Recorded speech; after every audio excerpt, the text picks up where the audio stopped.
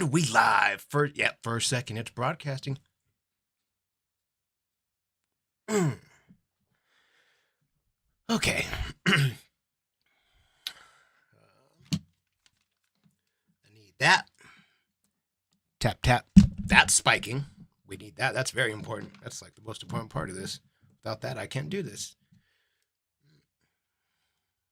Got my mouse clicker. And we got our dab ripper.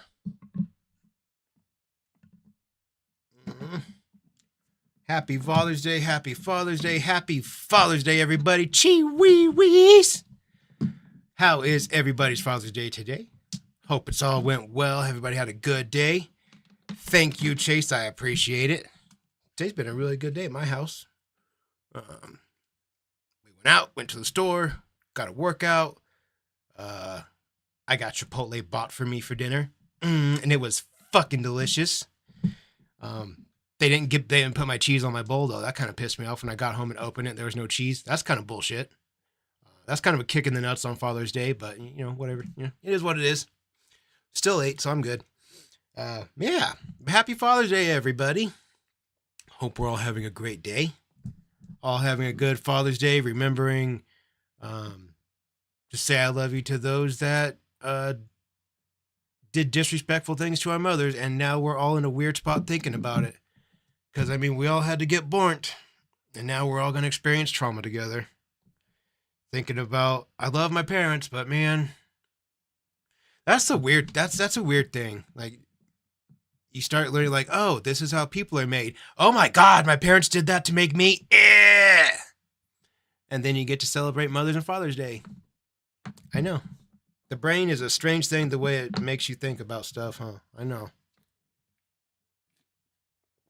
Pokemon trainer, how are you, my friend? Excuse me. But yes, RN Jesus. I like that name, RN Jesus. Had a good Father's Day. It's been a great day. Today, the plan was supposed to be myself as a co-host doing our very first episode with the real Chance Wilkins. My co-host is currently physically unwell. He's unable to be here with us tonight. Not feeling great. Let's wish him a speedy recovery. Hope he gets better, feels better. I know what he's got going on. It doesn't feel good, so hopefully he gets to feeling better real soon. If he wants to come on and share when he's feeling better, he can share what's going on with him. But I know he's not well. Doesn't feel great. Like I said, it's painful what he's going through. So, all well wishes towards the real Chance Wilkins. I don't want to dox anybody, say his name here, but I hope he gets better really soon. That way we can get a co-hosted stream going, and we can get our show on and cracking. But yeah, he should be better soon, I hope. I'm hoping. That's my dude. That's my guy. Go check out that channel, The Real Chance Wilkins. He should be good to go. Hopefully we can have our show up and running this week. And yeah, we'll have our first kickoff episode. Also, go check out my dude Steve from Wormhaven / Steve's Creepy Van and Mrs. Cholo's channel, Her 600-Pound Life. You can see absolutely nothing but the worst videos on Amber Reed, that big back pedophile bitch. We hate Amber in this house. Go check out Her 600-Pound Life. Okay. I just wanted to, I kept that picture of me up there. I put it back up there on our screen to make sure that you motherfuckers know this guy right here, he's fucking watching us. Look at that mustache and tell me you don't feel like he's looking at you.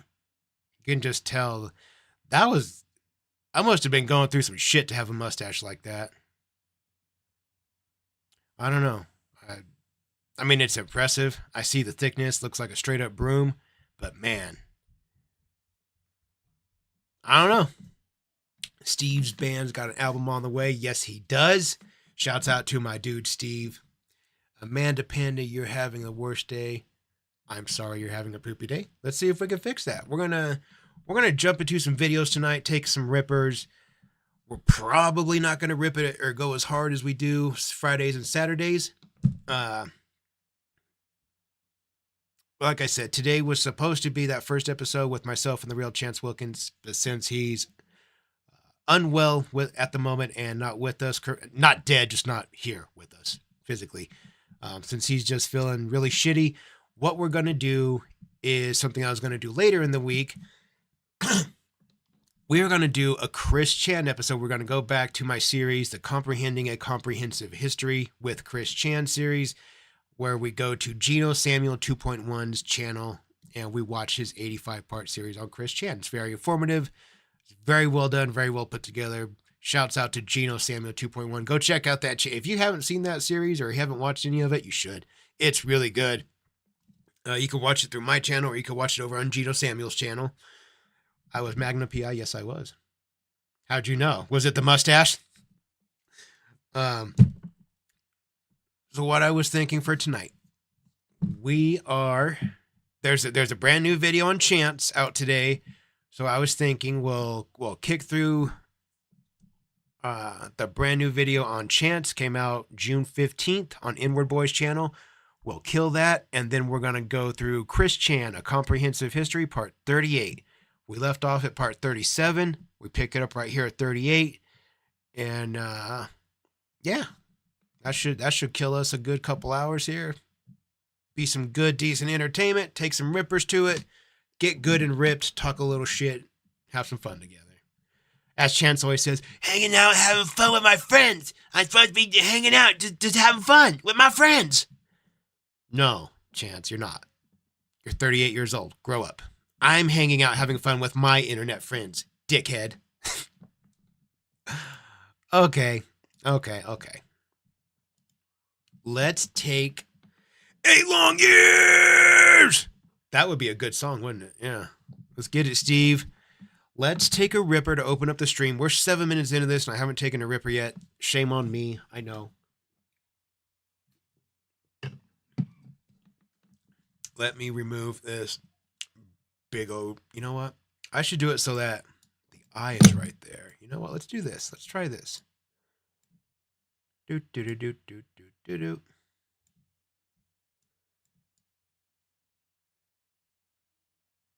That way we know that old cholo is always right there looking at us. He's right down there in that corner just looking at us. Okay. So that's good. Overflow 1804, how are you, my friend? Welcome to the stream. We're going to take our first ripper right after I introduce this video. This is from our friend Inward Boy. As always, go check out that channel. Give him a like and subscribe. More than deserving of it. Inward Boy and William out here really putting in the Lord's work. Got nothing but love and respect for those guys and the efforts that they put in. Shouts out to Inward Boy and William both. Go check out both their channels. But today's video is from Inward Boy. This video is called Cyrax Live on Facebook. Not going to get 1 red cent. June 15th, 2025. Yeah. I think that's all I need to read. So let's take a ripper. I'm not used to doing this shit on Sundays. It kind of throws me off my game a little bit. I'm used to it being Fridays and Saturdays. That's okay, though. We'll handle it. We'll smash it down. Shouts out to her 600-pound life, where only the absolute worst videos on Amber Reed are. Mrs. Cholo does retro reaction stuff, going back to the early days of Amber Reed. It's kind of like getting to see a monster get made, seeing the early days of Amber. And she's also doing the current day shit, where Amber is telling us how she totally didn't max out her 550-pound scale, and she totally didn't need to buy the 700-pounder scale, but she just did just because. She's trying to convince us of that. There's I don't know if it's a conspiracy theory or if it's mathed out correctly, but supposedly her scale is off, and her scale is only weighing 7 of every 8 pounds. And according to what she weighs, I did the math, and if she's missing 1 out of every 8 pounds, what she's saying she weighs would actually be 64 pounds higher, putting her right at 580 pounds, which that I believe. I've never believed her when she said, I'm 480, I'm 5'10". No, you're fucking not, dog. You're way bigger than a quarter ton.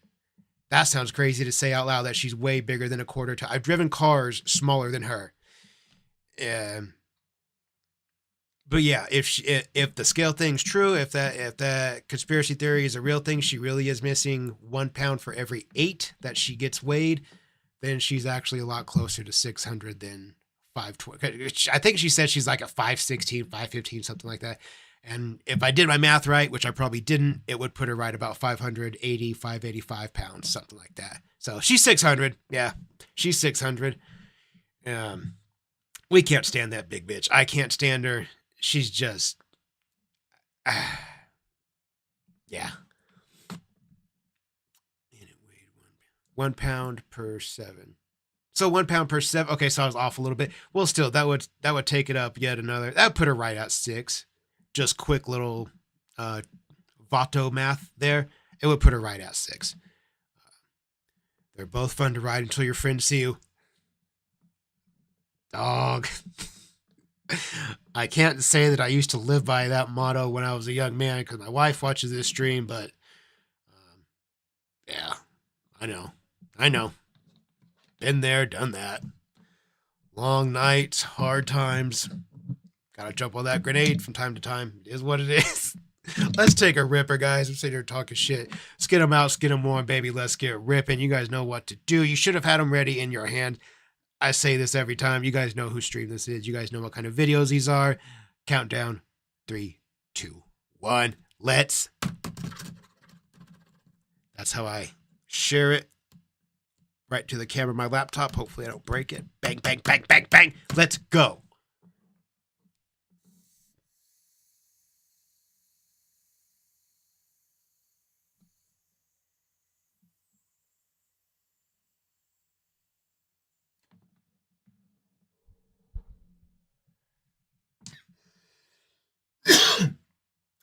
Chee-you.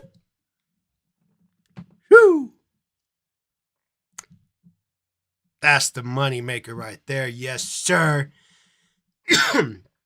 Anthony Drossos, thank you, my dude. I do appreciate it. Keebs, thank you also, my friend. I appreciate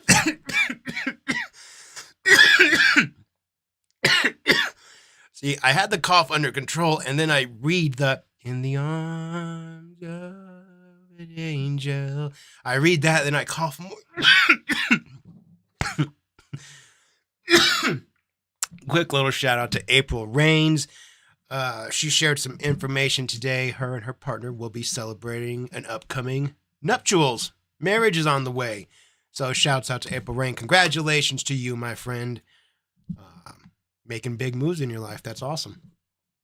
It's always good to make big, positive movements like that. Good for you. Shouts out to you, April Rains. Shoo. She's so flat, so fat, her blood type is ragu. Absolutely, dude. Amber's gross. There's some videos of Amber like touching stuff, and you see her her hand looks like a starfish. Like the fingers, it's like they start here and they go and get narrow. And when she touches stuff, dude, they look so dirty. They look just as dirty as Cobra's hands do. They're so nasty. So nasty. Gross. Oh, God. Now I'm thinking about how greasy they are. Oh, dude, the fucking stench. Okay. Okay. All right, guys.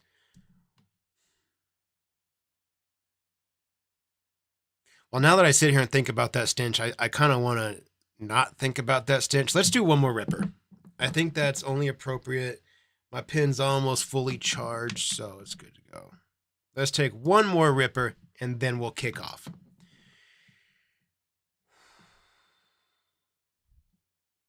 Countdown. Or skid them out, skid them on, baby. Let's get ripping. Countdown.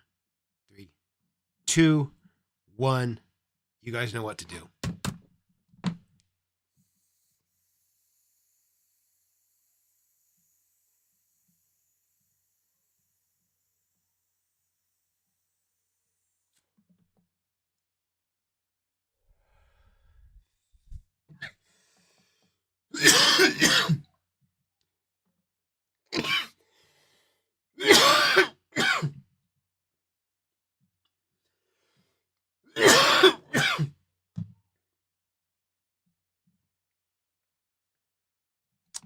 Whoa.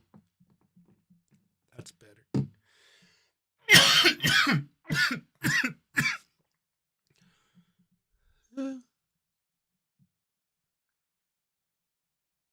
Dude, why does my forehead get all veiny?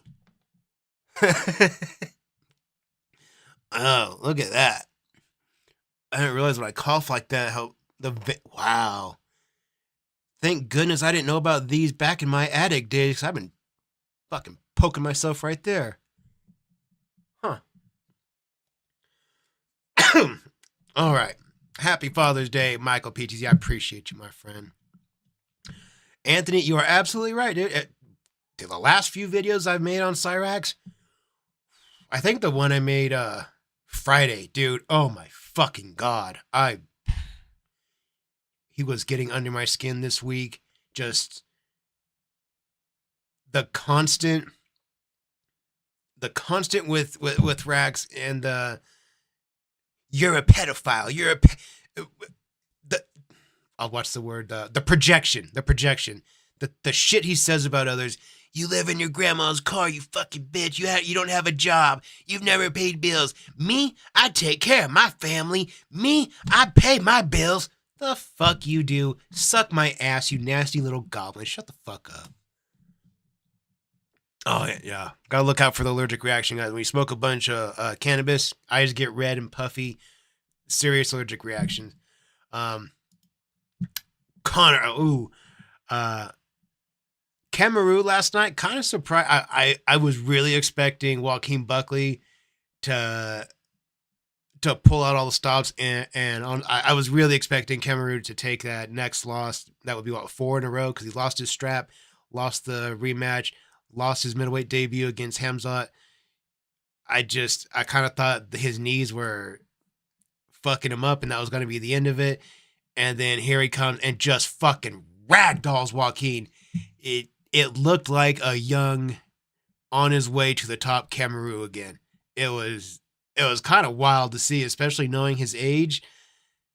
I don't know. Is he gonna bump up and crack at middleweight, take another shot at 185? I don't know. If I'm not mistaken, I think he wrestled collegiately like at 186 or 184. I know his wrestling class was way bigger than what his MMA weight class is professionally. I think he wrestled at 84.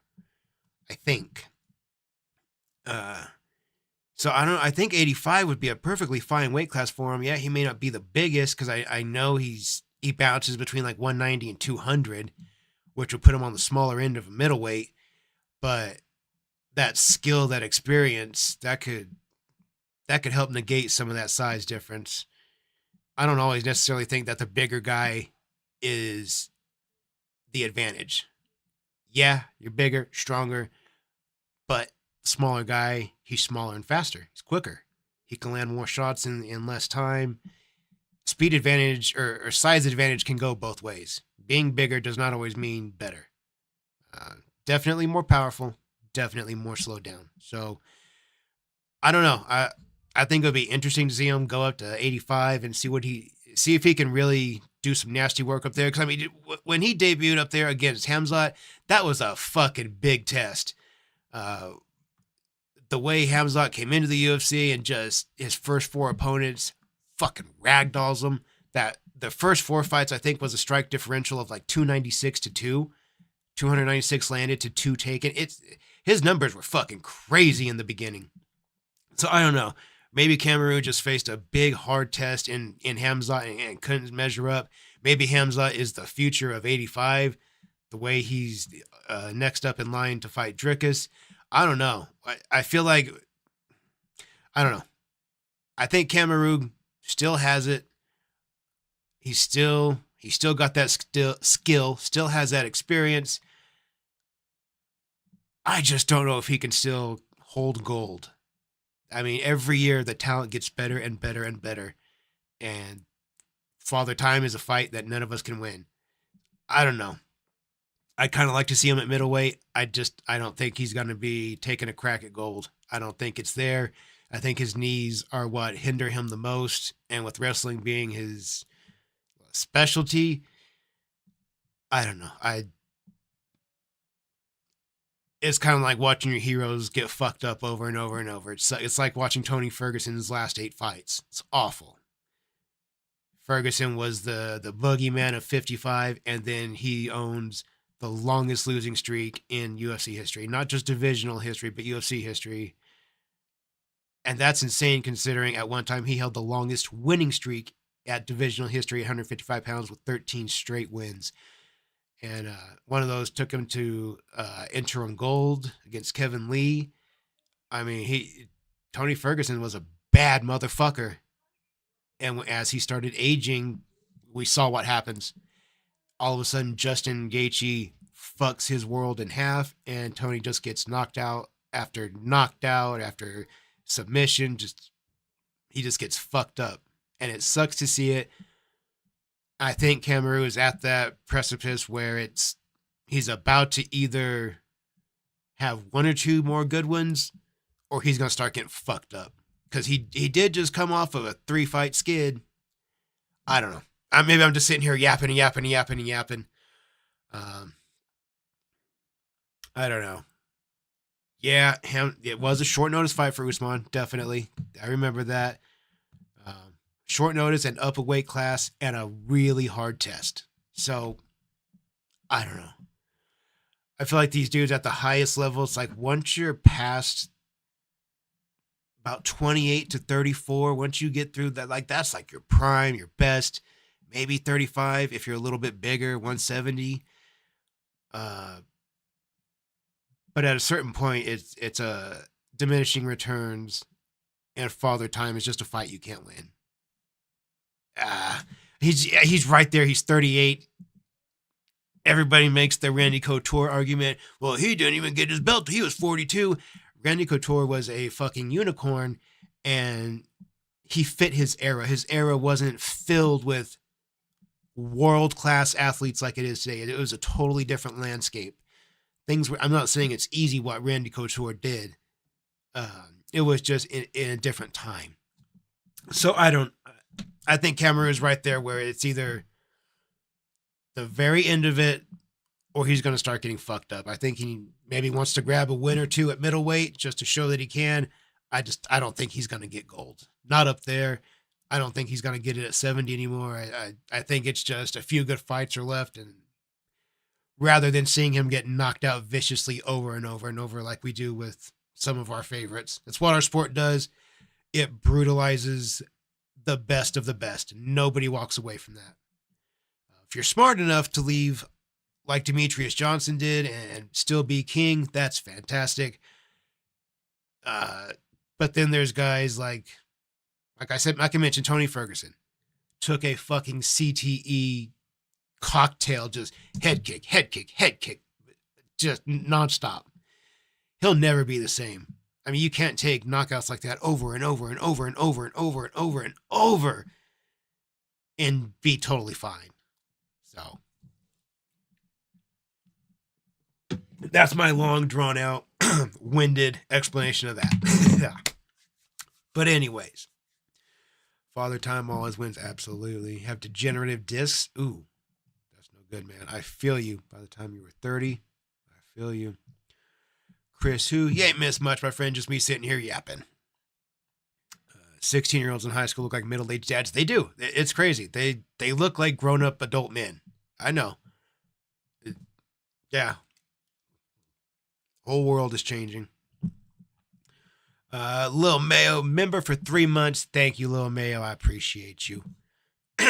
Love to see it. Love to see the community growing. Okay. All right, guys. I'm going to go ahead and pull up this video. Our first one of the night. I think there's only 2 because of the length of them, because this one's 31 minutes. Again, Cyrax live on Facebook. This is not going to get 1 red cent. Again, it is from June 15th, 2025. So it's brand new today. Chance put it up, took it down, or whatever. Excuse me. And Inward Boy made sure that he grabbed it and reposted it for us for our viewing pleasure. So let's view it. Everybody ready? Yes, push 125. Yes, sir. Here we go.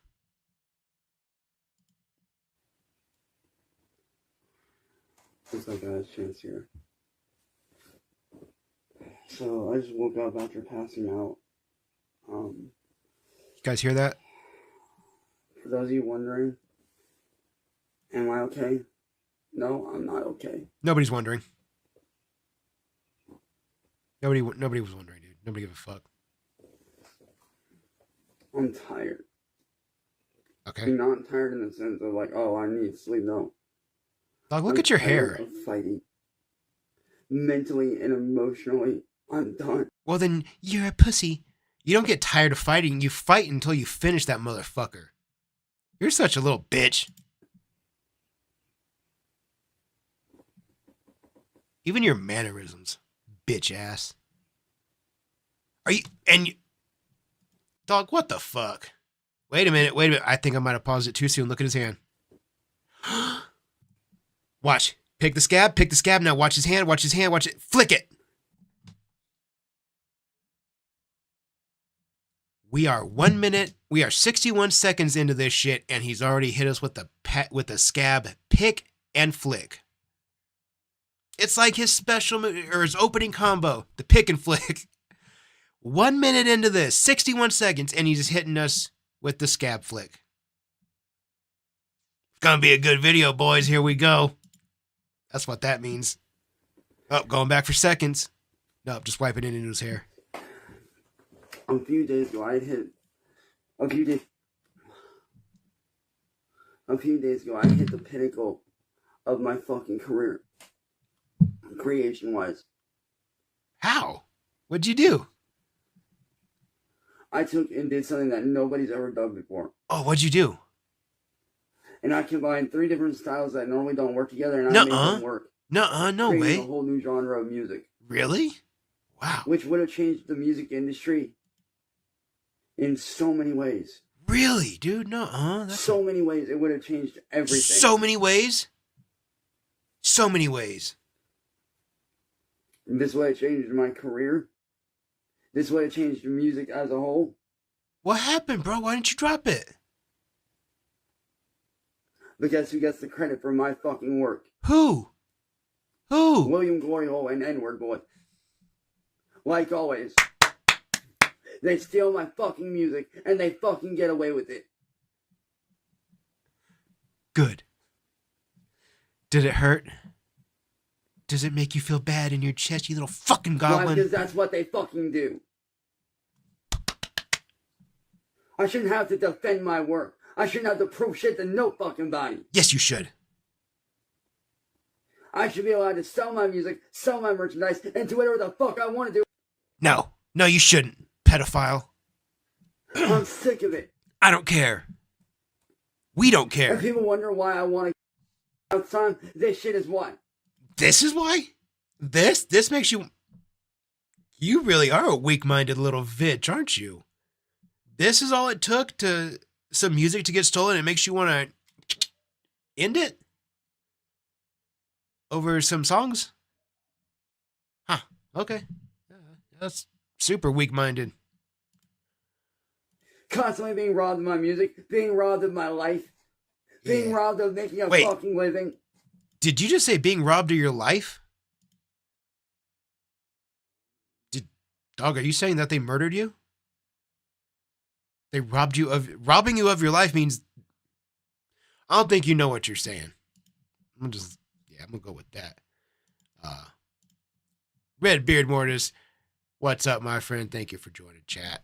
Always good to see you in stream. It looks like the gang's all here. Wee Baby Seamus, Blue Moose, Anthony, you rolled in earlier. Yeah.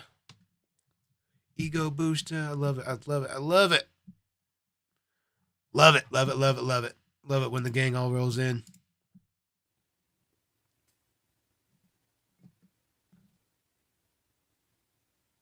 And y'all wonder why a lot of the times. That shit right there is why. Oh, no, we don't wonder. We weren't curious. Yeah, I don't understand why I keep fighting, but I do.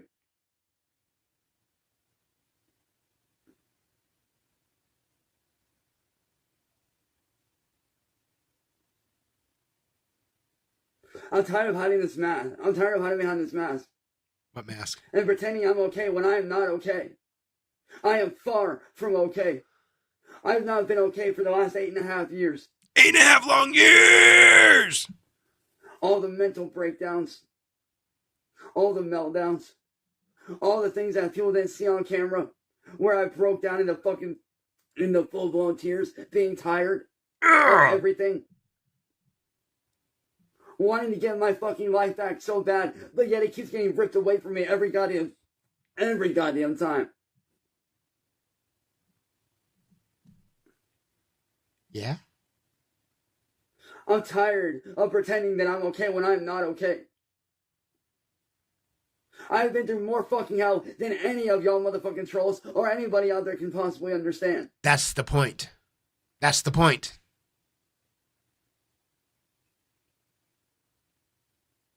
And y'all think this shit's easy, and it's not. It's not easy for me to get up every day. It's not easy for me to get out of bed. It's not easy for me to face the fucking world anymore like it used to be. You're free to punch your ticket and head on out of here if you'd like. That's totally okay with the rest of us. We don't mind. Not at all. None of us are going to cry. None of us are going to lose any sleep over it. I promise you that. In fact, I know I'll definitely be sleeping better knowing that you hoofed it on out of here. Decided to vacate the premises. I would sleep really good that night. So you can feel free to do that. It's okay. Seriously, nobody minds. Promise. Scout's honor. Because every day I get out of bed, I constantly wonder what's gonna happen next. Do you really? That's amazing. When are the cops gonna get called to my house next? One of mine is gonna get stolen next. Those are things that I think about every time I get the fuck out of bed in the morning. Really? Every day? God damn. That sounds awful. I shouldn't have to fucking live like this. Oh, you absolutely should. You absolutely should. Yes, you should. Yes, you should. Yes, you should. Absolutely. Yes. I'm 34 years old. I should be making money and living life. And yet you've never made a single and yet you've never made beyond we'll call it $110. You've never made more than that. That's fucking pathetic, Chance. Most people need to make at least $100 a day just to kind of survive. Like, that's kind of the bare minimum. That's what you made your entire life, was somebody else's average daily requirements. $100.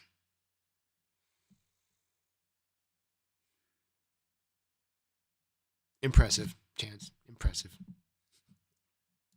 I like it when he's upset. I don't get that opportunity.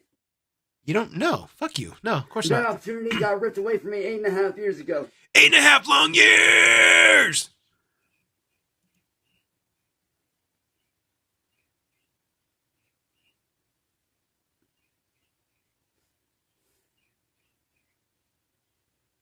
Eight and a half years ago, that opportunity to live life got ripped away from me. My whole life got robbed from me. I've been robbed of a future, of a career, of everything. You thought you had a future? Nah. Nope. This is it. This is the best it gets for you right here. Sitting in your chair, picking your butt. That's it. What a life. How much you guys want to bet that when he's sitting there in that chair, he got nothing to do, he's bored, he picks his butt, then he picks his nose, in that order, butt first, then nose? You know he does, then he flicks it at the wall. Either that, or when Sally comes up and pisses him off, he flicks him at her. Get the fuck out of here, bitch! I can just see it now. Can you imagine catching that, like, actual footage, see him, like, rolling around a shit booger? A shit booger in his nasty little goblin fingers, and then Sally comes to him, he's like, hey, bitch! Flick it at her like the way you flick out a cigarette. Just,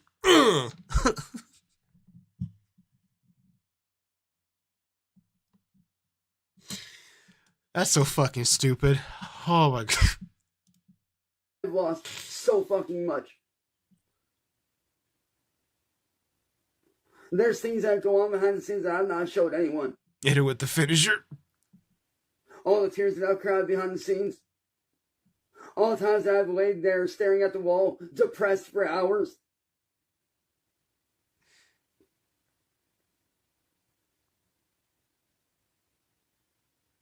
Not knowing what to do.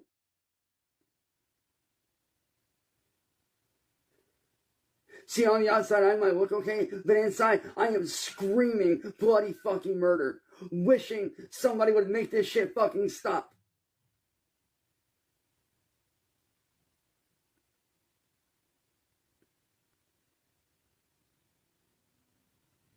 And that's the thing, I put on a mask every day and say, hey, I'm okay, but really inside, I'm fighting a fucking silent battle that no one fucking seems to understand.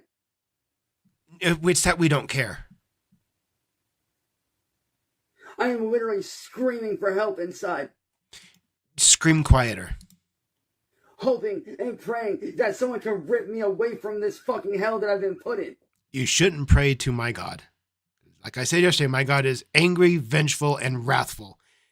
He smites down pedophiles. So don't pray to him. It'll be wasted time. And if you're able to put me back in my normal fucking life where I was 8.5 years ago. Look at that beard, man. My God, he's getting ragged lately. That hair just...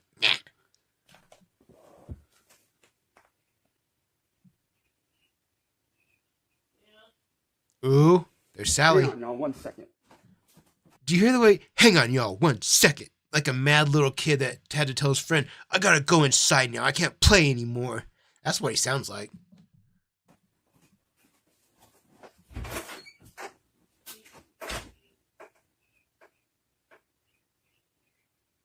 I can't hear him.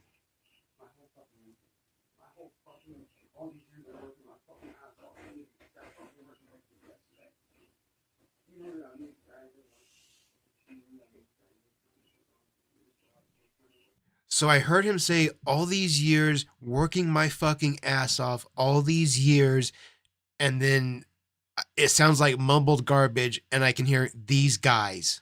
That's everything else is just mumbled. That's all. I don't know if you guys could hear it any better. That's all I can hear.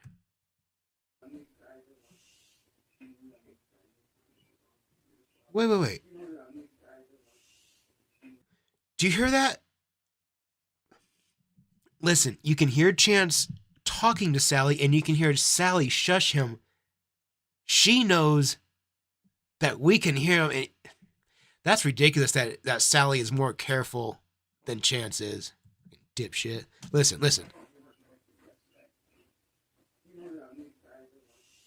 Shh.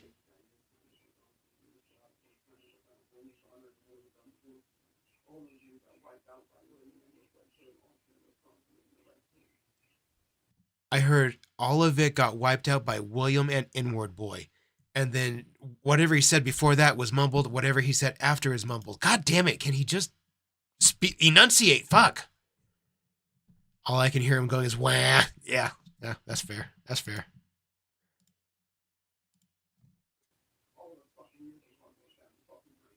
All the fucking years of fucking hard work I've done.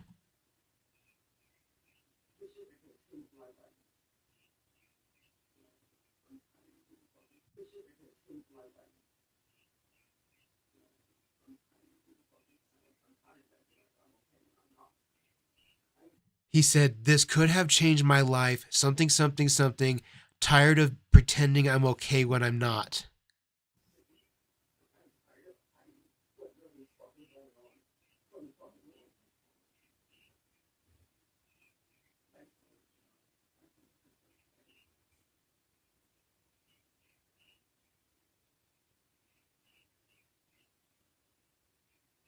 I lost him. I can't hear anything. Oh, here it comes. Sorry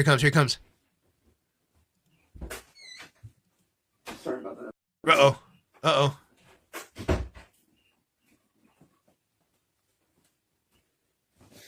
But you don't sit here and you think that it's okay to do what you fucking do.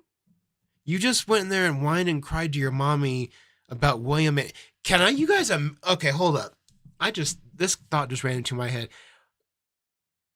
At our age, collectively as middle-aged adults here, a bunch of old farts, can you guys imagine getting bullied on the internet right now today, as the age that we all are, and then going to our mom and using the person that's bullying us his screen name to tell our moms, Mom, this guy named N-word boy fucking mean to me. Took my fucking music, Mom. It was gonna make us millions. Can you guys imagine doing that? I haven't asked my mom for help since I was a little boy. The fuck? I wanted to be a grown man when I was like 14. I was a big boy. I was ready to be a man. I don't need anybody's help. I'm Mr. Independent. The fuck? I wouldn't even... It's strange to me to, A, get bullied, and B, tell your mom about your bullying when you're almost 40 years old. You're closer to 40 than you are 30, Chance. It's just fucking weird. It's just weird. What's mommy gonna do? Your mom's a senior citizen, dog. She's closing in on a century of life. I think she's old as shit. I don't know. But what's she gonna do, really? It's like, does she really even understand what the internet is? Because I don't. And I've been on it since, like, I was like 9 or 10 years old. I still don't really understand what it is other than fun and terrifying. Like, lots of extremes on the internet. But I don't understand it, so I know there's no possible way that Sally can. Like, the shit that you say to her, I can almost guarantee you it's just...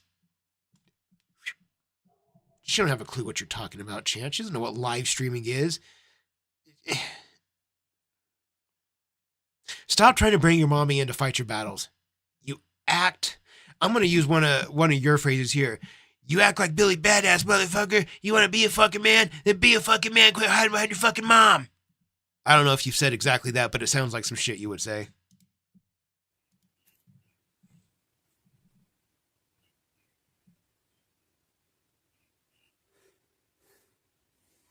You know, segregation was still up for debate.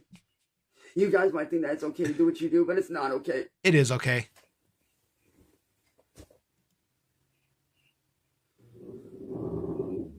It's really not.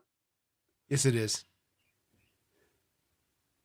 Oh, you gonna cry? You gonna cry? Cry. You know, I can't say that I'm tired of pretending that I'm okay when I'm not okay. I've not been okay for over 8 years. 8 long years! That's 8 long years so far tonight. If we get to 5, we'll do an 8 long years ripper. Yeah, sure, I might say I'm okay. Whenever somebody texts me and says, hey, how are you? I might say, hey, I'm good.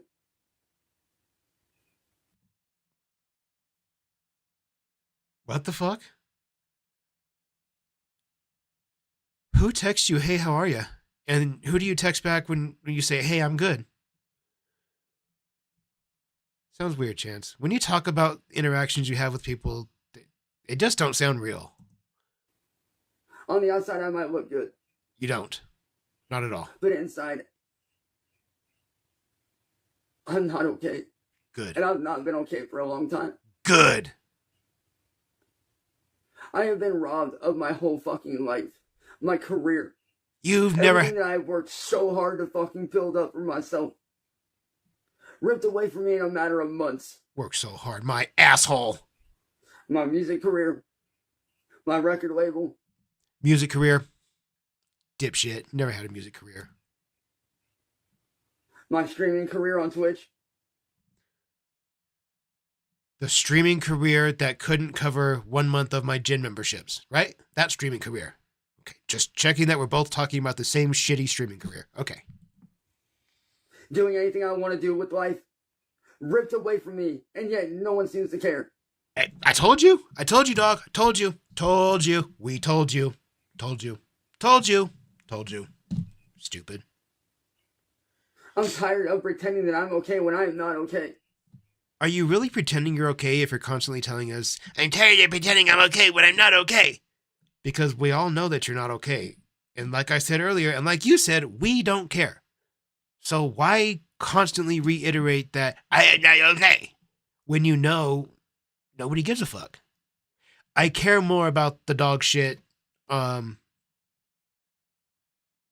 outside that the neighbor's dog left in my front yard than I am about you. That dog shit concerns me more than you. That's how valuable your life is. I've made that comparison many times in many videos. His life is on just under the value of microwaved old dog shit. Like you find some dog shit that's been out for a week or so, throw it into a microwave, heat it back up. That has more inherent value to us than chance does. And we all know how valuable dog shit is, so that should tell us how valuable Chance's life is. It's valuable. It's that valuable that it's ew. So, yeah. Just want to be clear, that's all. Just want to be clear that that's where we see his life at. It's just under microwaved dog shit. I am sick of putting on this fucking fake-ass fucking mask that I wear every fucking day. You're ugly.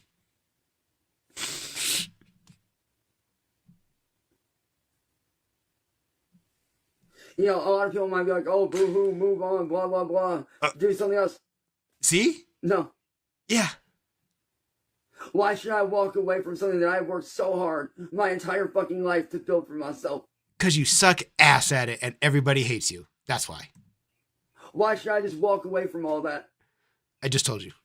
All the years of working my ass off, blowing out my fucking voice, re-recording and blowing out my voice again just to put in that extra bit of hard work.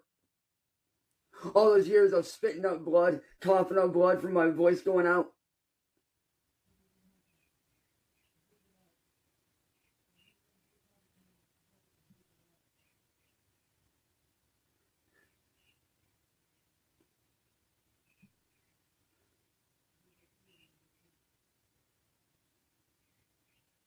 You know, it's funny. I've got a name to myself, but yet I don't see 1 red cent of what I'm supposed to be fucking making. I do. I do, Chance. I do. And that makes me happy because I know that if I do, that all those other bigger channels that have been at this way longer than me, they're all getting some too. And that makes me so fucking happy to know that everybody is getting a piece except for you, you little fucker. That makes me very, very happy. We don't all have to get big ass pieces of it. We all don't need to make millions and bajillions off of it. But just the fact that we're making something and you're not, that money is in our pockets and not yours. That is just chef's kiss so good. Cause I mean, you record a lot of stuff, you spend a lot of time in front of the camera and it makes you absolutely zero financial gain. Same cannot be said about the vast majority of us making videos about you. So just remember that all of us hate you and we're all making money off of your videos that you haven't figured out how to do yourself. So just remember that. I won't let you forget it. Don't worry. I love bragging about it. I'm gonna keep it 100 with y'all, man. Oh, are you? Okay.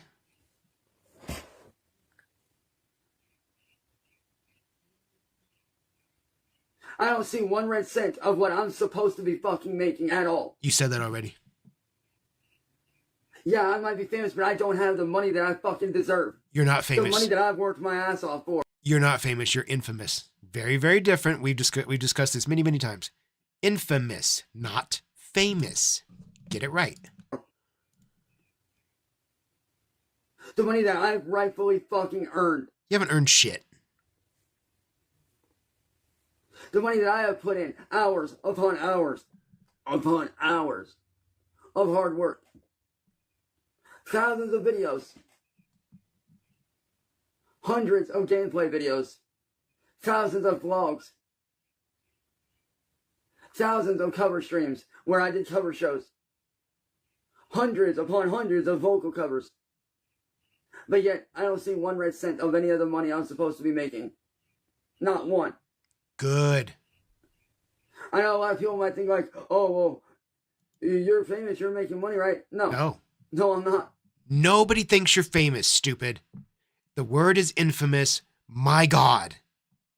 Fucking figure it out. Even though I should be, I'm not. No, you shouldn't be. Pedophiles do not deserve to make the type of money that a high level content creator does. Why the fuck would you deserve to make that? The fuck? And you don't think that doesn't fucking kill me? I don't care if it kills you. I will laugh if it does. Honestly. You don't think that doesn't destroy me inside? That I see these people making money off of my work, off of my shit, off of my content, off of my videos? That's us. That's you don't us. Think that doesn't piss me off? Seeing people get credit for what I fucking did? That's us. That's us, guys. That's us. Oh, he's upset. Goddamn, neighbors. Chill your dogs.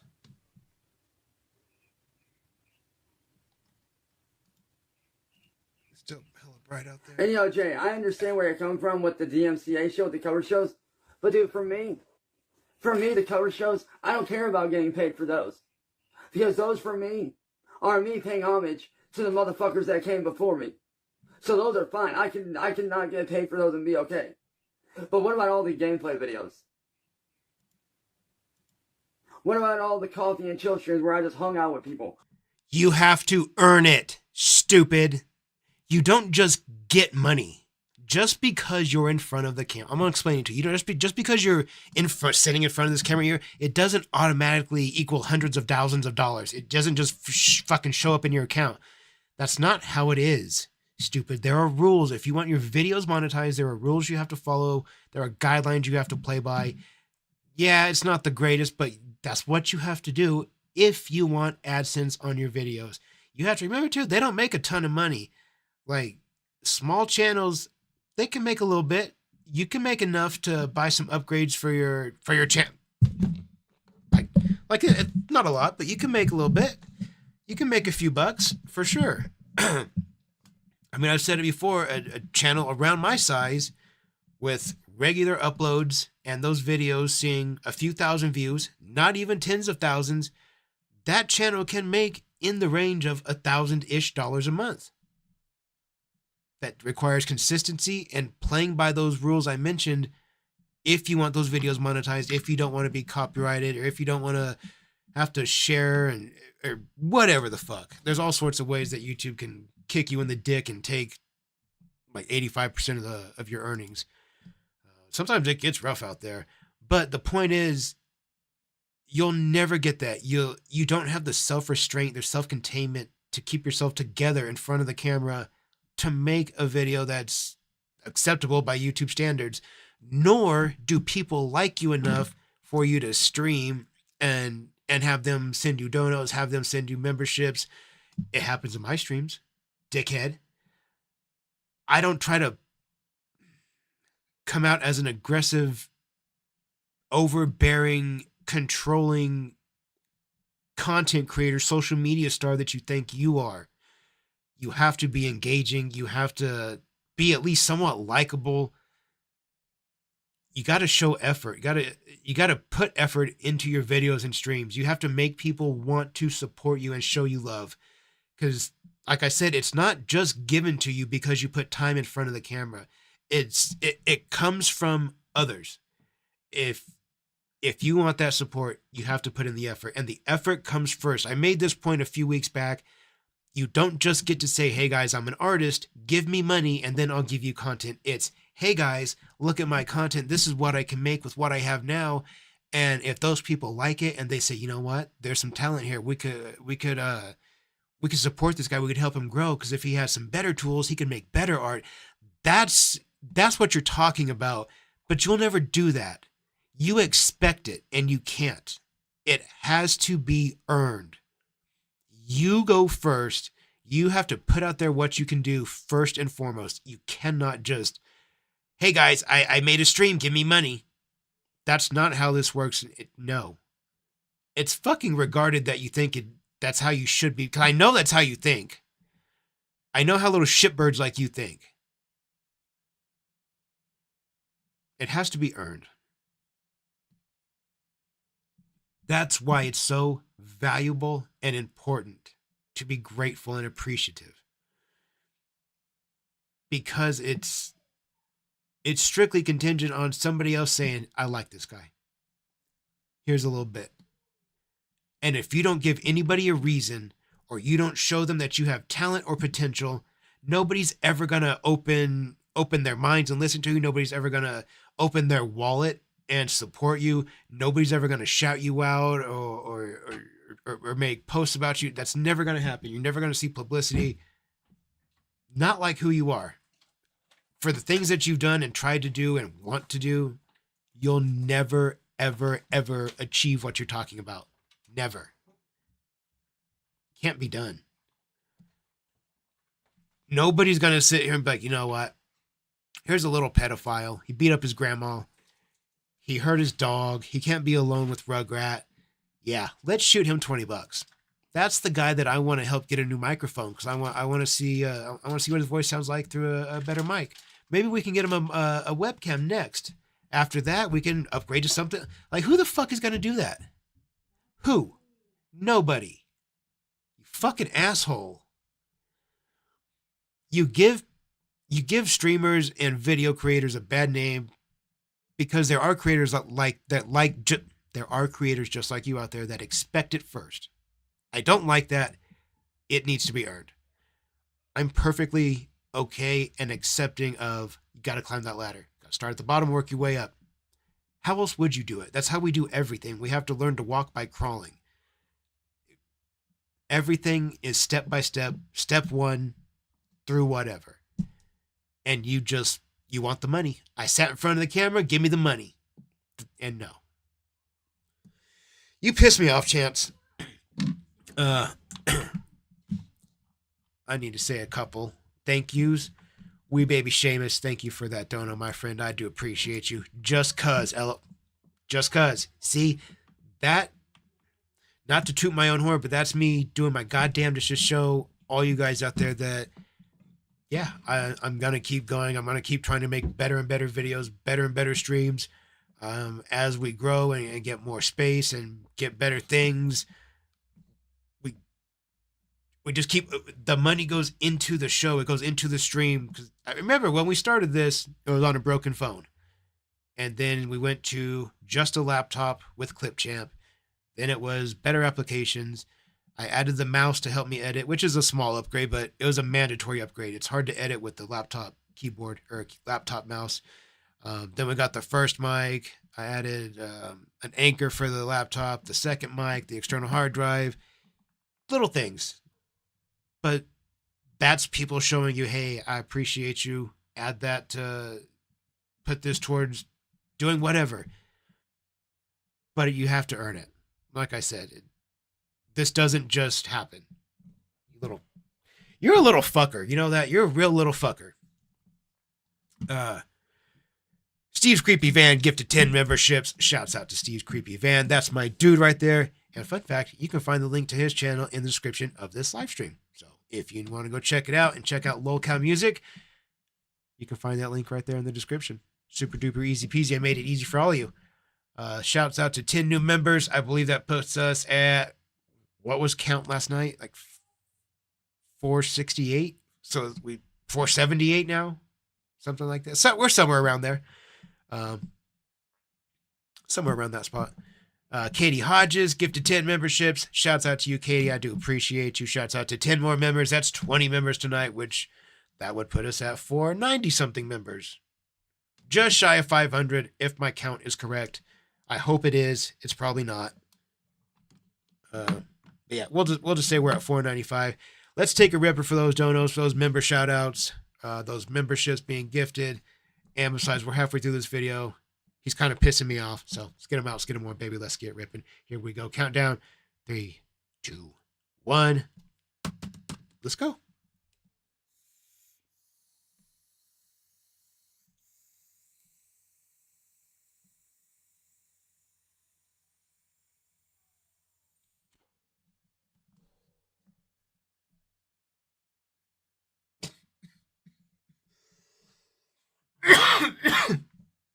Chee wee wees. Connor taking a Chuck Liddell size hit. That like overhand right. He did that. Boom. I watched some video clips of Chuck teaching a class where he taught the guys how to throw that big overhand right. And he taught it like you throw a baseball. He was like, it's kind of the same moment or the same movement. of the way you drop your hand and you kind of put this one out and swing your body so that your whole arm is like a club and just boom. And that hand just has to flew through the air. It's got to rotate until those knuckles are bang. Yeah, it's a very informative class, very effective class. I like Chuck. Chuck was the face of 2005 UFC.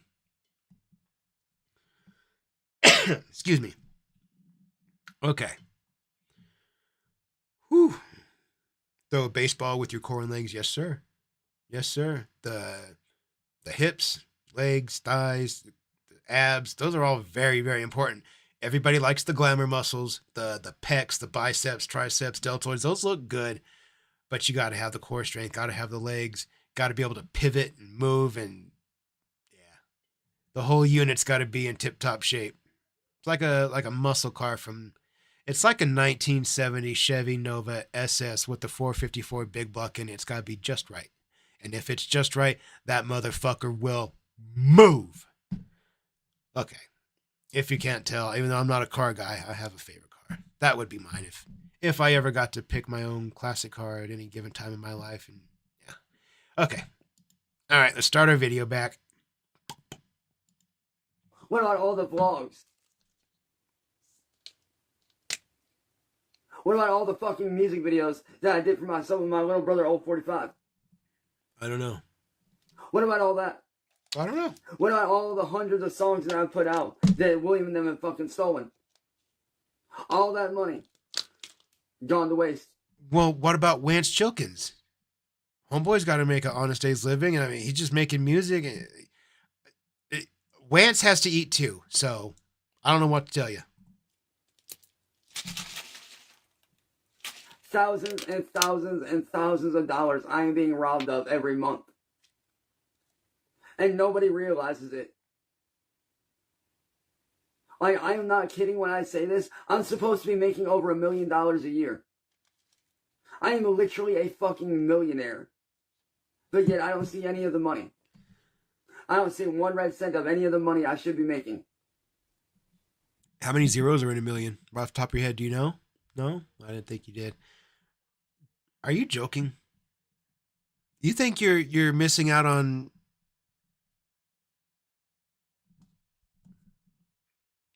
You think you're missing out on around $80,000 a month?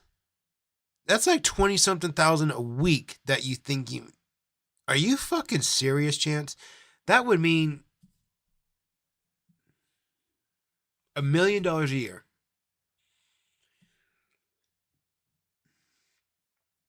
For the amount of dog shit quality, whiny, complaining, bitch ass streams and videos that you make, you think they're worth $1 million a year. There's a chance that I may not make $1 million in my entire lifetime, Chance. You think you deserve that in a year's time?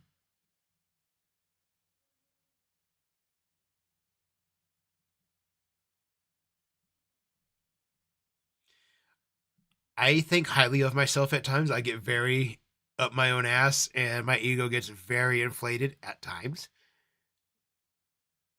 But I've never thought that I was worth $1 million a year paycheck just to sit in front of the camera and talk about shit.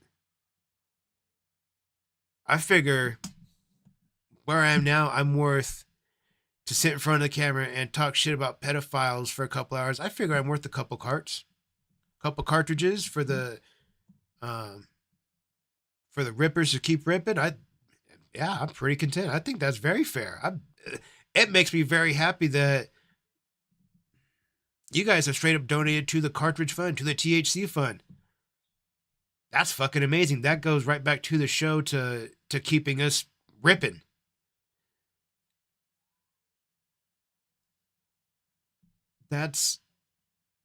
It blows my mind. I've said this so many times. It blows my mind that people are willing to do that and throw their finances at me and share whatever they can share. It's fucking amazing, and I'm super thankful and appreciative.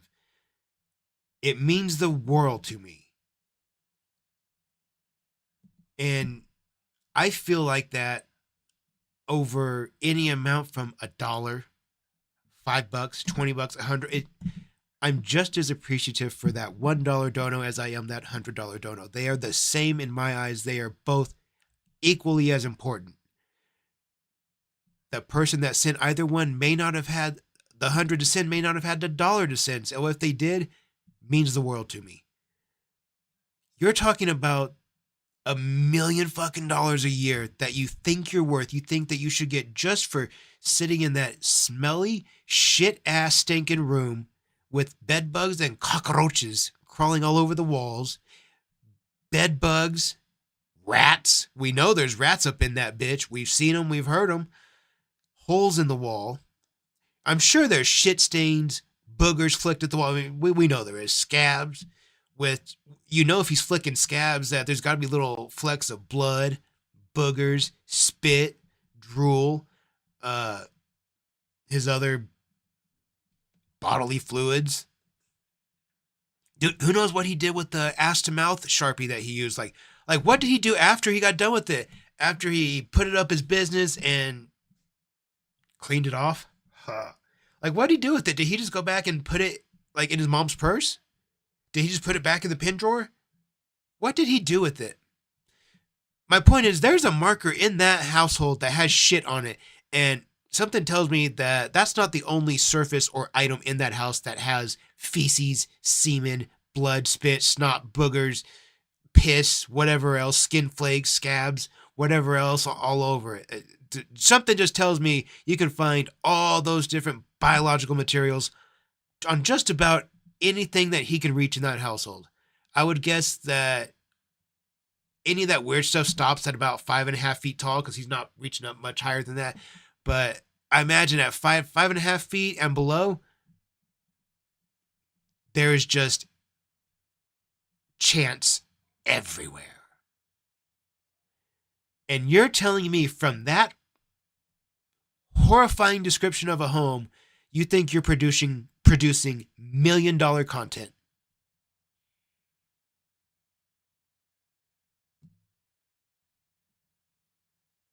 Fucking mind-blowing, dude. Mind-blowing. Ridiculous. One of the dumbest fucking things I've ever heard. Like, what the fuck?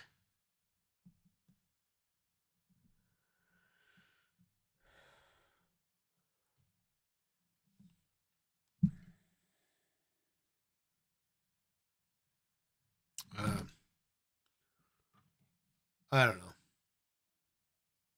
The stylist, the suicide stylist, I remember that. He's done a lot of weird shit with a lot of weird items.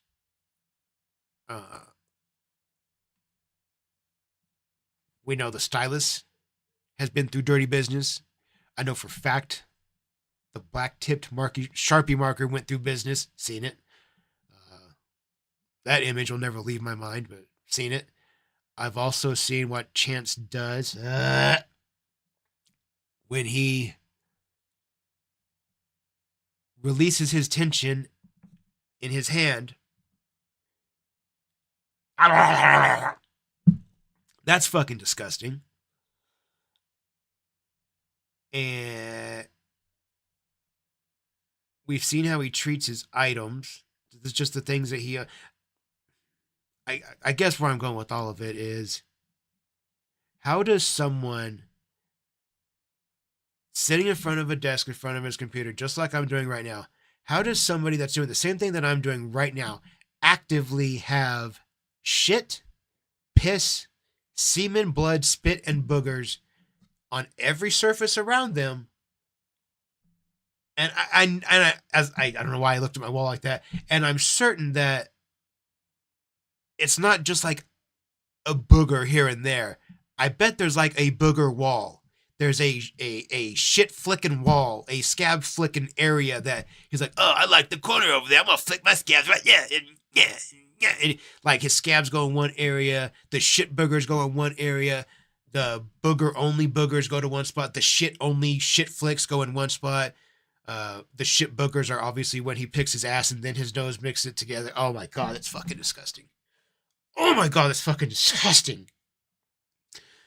But like there's all areas of his room where he just flicks different parts of his body and fluids. And you're telling me that that person that's doing the same thing I'm doing with all that shit around them, booger wall, shit wall, scab corner, fluids on the coffee cup, who knows what's on his keyboard, because you gotta remember, if it's on his hands and he touches his keyboard, it's on his keyboard. You know he doesn't wipe his hands.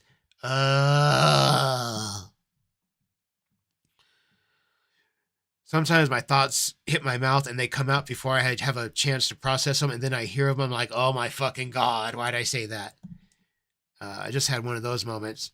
But how does that person think, yeah, I'm worth $1 million a year. Yeah, for sure. Fuck yeah.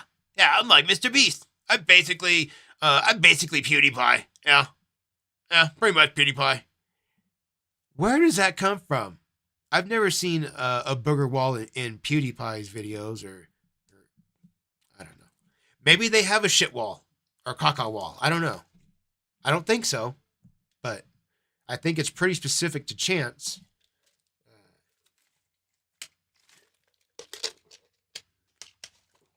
I don't know. I just don't see how somebody like Chance thinks that he's producing anything of value at all. I don't know. As weird as it sounds, I make sure this little area is clean every time I get ready to stream. I clean my little table. I clean my laptop. I make sure everything's dusted. Everything in my bedroom gets double extra clean that day, just because. I don't know why. It's not like the camera goes all around my room. I don't know. I just feel like it needs to be cleaned. I think that's a thing that 80s and 90s kids grew up getting imprinted in their minds is companies come over, clean that fucking room. Company's coming over. You're like, oh shit, company's coming. Shit, better clean the window seals. Got to clean my bedroom. Got to vacuum. Got to pick up all my toys. I don't know why our parents did that to us back then. I don't know why company was so invested in how clean our houses were, but company sure was. I always knew like companies come like, oh fuck, time to clean up. I don't know who company is, but company's coming and they're going to be pissed if our house is dirty. I think that's just a leftover memory from that none of us have escaped. Like, oh, company's coming. Shit. Get the broom, baby. Get the broom. I'll get the mop. Let's get started. Should we take another ripper? I think we should. I've been talking a lot, so let's get these bad boys out. Shit, we still got 10 minutes to get through in the Chris Chan video. Let's get these pens out. Let's get them on, baby. Let's get ripping. Countdown. 3, 2, 1. Let's go. Oh, wait a minute. I didn't mean to miss that. Hyena Man 12. Thank you for the dono, my friend. I appreciate you. At work, cleaning bathrooms. Don't make me puke. My bad. But to be fair, it's Cyrax that picks his butthole and then picks his nose and flicks it out the wall. It's not me that does it. It's him. So you should be upset. If you get sick at work, it's his fault. So just keep that in mind. Let's get these rippers. Here we go.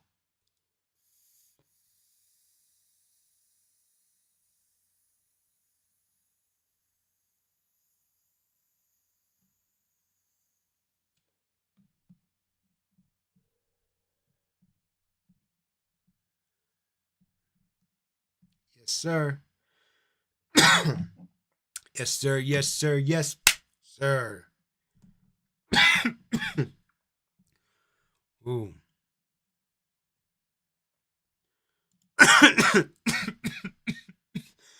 Oh no, dude, we all grew up with having to clean up when company's coming.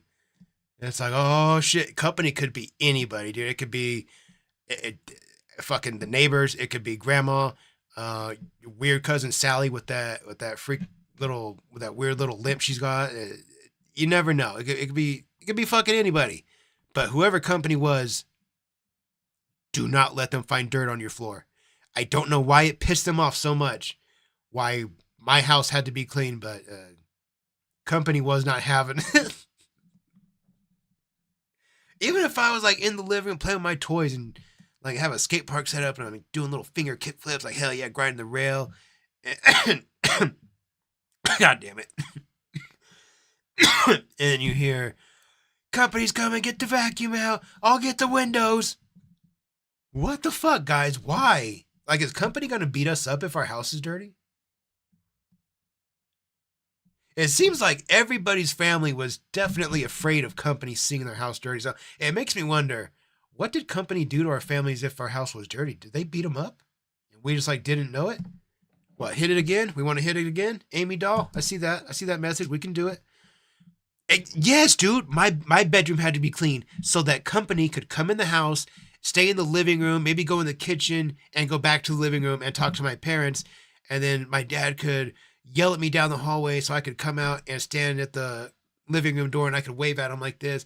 And he could be like, show him this. I don't know, show him some trick, do a flip. I don't know. Like I'm a fucking dog. Like, sit, boy, sit, do a flip. Speak. You can speak. Like, you're 12. Speak. And then it's like, okay, go back to your room. We're talking to company. Company doesn't want to see you. Like, well, why'd I have to clean up my room?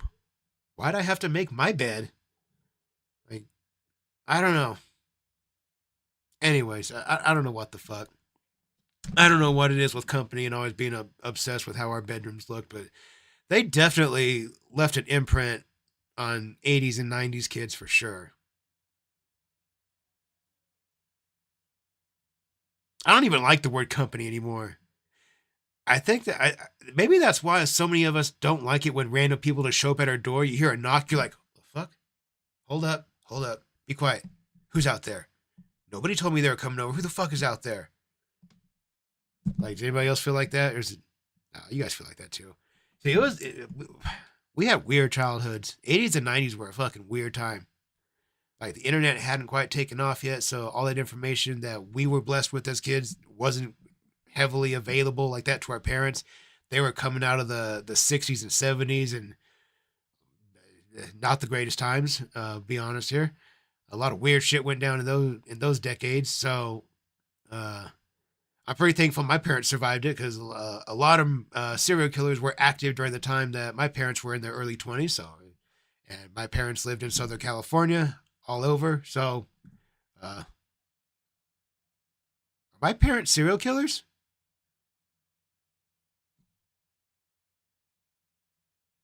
Huh. Think I might have just figured something out. I don't know. Huh. I don't know. I'll put a pin in that. We'll come back to that later. But point is, our parents didn't have all the information that we had, and so they were. I don't know. They told us weird shit, like they old wives' tales. Like if you got stung by a bee, your dad can just hold your arm like this and take a cigarette and burn it, and it'll fix it. The fuck? That doesn't make any goddamn sense, Dad. I got stung by a bee in my grandma's backyard when I was a little kid. My dad, we went over there to fix her garage. Mind you, I'm like 4, 5. I don't know what the fuck I'm doing, just farting around. I got stung by a bee, and I remember it scared the shit out of me, and I was like crying. I was like, oh, fuck, I'm gonna die. And I showed my granny, and she called my dad over, and I'm curious now if in my memory is if it's how it went or if I'm thinking it's how it went. But I remember my dad was like, oh, let me see it. And he looked at my arm, and he squatted down, he took his cigarette. It didn't matter if I was right here in his face. That cigarette stayed right. It was right here. It didn't matter. Right up in my face, just blowing smoke in me and shit. Just ride home in the car, windows up, heaters on, just smoking inside of it. Fuck yeah. And he took my arm, and I remember he took his cigarette, and I was like, and I don't know if I didn't look, but I could have swore I felt the burn. And then he was like, there, you're fine now. It's good. But I don't know if he actually did it or if he just like maybe went, I don't know, but I remember thinking like, oh, cool, I'm fine. And I guess I got lucky. I don't know. I remember that. But I mean, who the fuck would tell their kid today with their cigarette in their mouth right here at their kid, like, oh, hey, by the way, let me burn you with this. It'll fix that bee sting. Go to jail for shit like that. You know what else you go to shit? You know what else shit you go to jail for? Hitting your kid with PVC pipe. Dad. It happens. What the 90s were a rough time.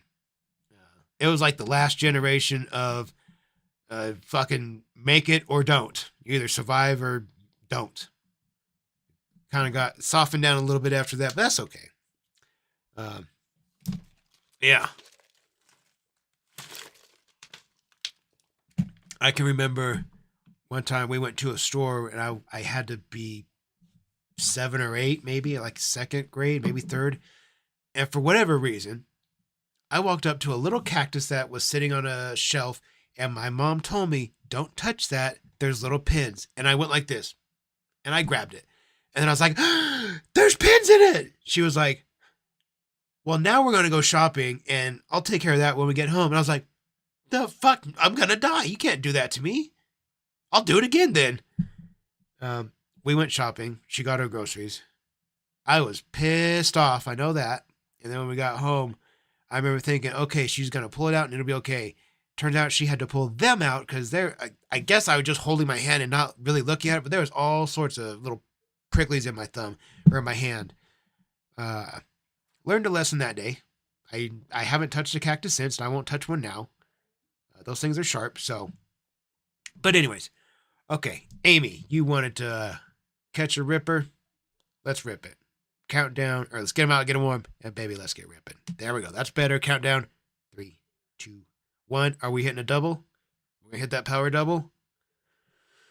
Let's shoot for that power double. Latchkey kids, yeah. I remember getting home with nobody else in the house, and you're gonna be home for hours by yourself.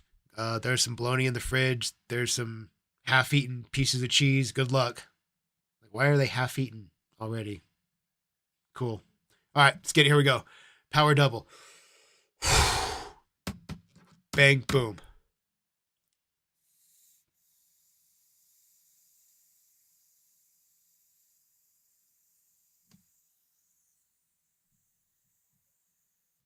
What?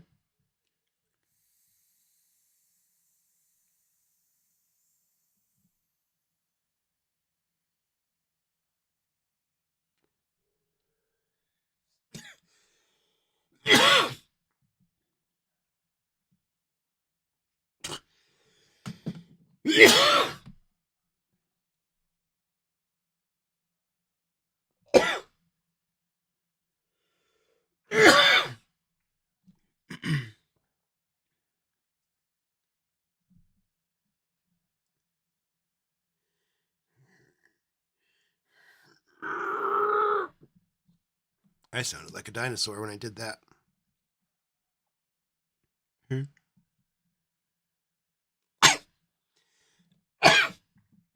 Excuse me.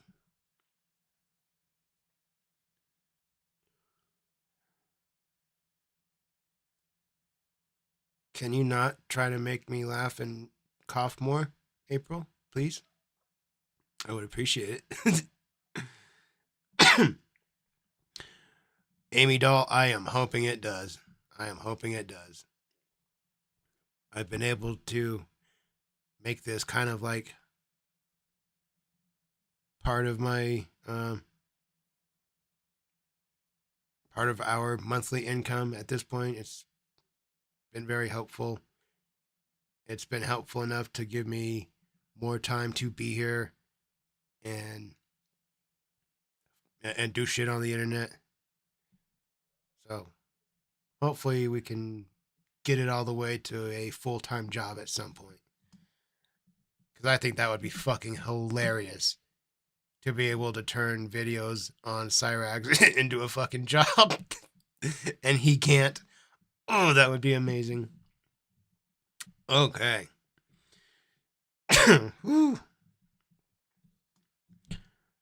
Okay. Don't cough that hard. You have oh god. Oh god. Okay. Wow. My eyes feel like they got significantly smaller, significantly quicker. Let's wrap this video up and let's jump into our very first ever Chris Chan video on a live stream. We haven't done that before. That's going to be fun. If anything, I should be traveling the world, having fun with friends. Traveling the world, living my life comfortably. Asshole. Making sure my family's comfortable in their final days. Oh my god. For their final years. Like, good God, dude, my mom's 70-something years old, and my stepdad's not far behind. They should be living their lives comfortably. They should. In peace. Yeah. Without having to worry about bills. Without having to worry about anything. But you can't do that for them, can you? You can't do that for them, They can should be you? retired and living comfortably and doing whatever they want to do with their life. If they want to go take a trip, cool, let them go take a trip. But you can't do that, if they want can to travel you? the world with me, hey, cool, let's go. And you'll never be able I'm missing to... out on so much life because of these fucking people that it's not funny. Good. You'll never be able to do that for them. Never. Because you're a fucking failure. You're a failure. You are nothing. You are valueless. You are worthless. You are useless. You are no good to anybody or anything. That is what you get. You are a total fucking failure. You couldn't do anything nice for that cunt that raised you. I call it what she is. She raised a pedophile. She defends a pedophile. She brought RuPaul into this world, so fuck Sally. But that's besides the point. And you can't give her a single fucking thing because even at the lowest level, you are the furthest thing from being a man. You can't do anything nice for your mother. You cannot provide and take care of a partner, much less a fucking child that you definitely don't need in your vicinity. There's nothing about you that says I'm a man. Everything about you screams I'm an insecure, immature, dick-headed, pedophilic, dog-abusing, elder-abusing, woman-abusing, butthole goblin. That's what your aura screams. Your aura, if it had a color, it would be the color of hot brown shit. That would be your aura color, Chance. And that would be your aura scent, is wet water poops. Yep, wet water poops. Extra wet. Yep. And people want to sit here and make these smart ass remarks and act like they fucking know me when they don't. That's us. That's us. He's talking about us. They want to sit there and pretend like, oh, no one really gives a shit. We don't. Actually, people do fucking care. No, they don't. No, they don't. No, they don't. No, they don't. At least some people, anyway. No, they don't.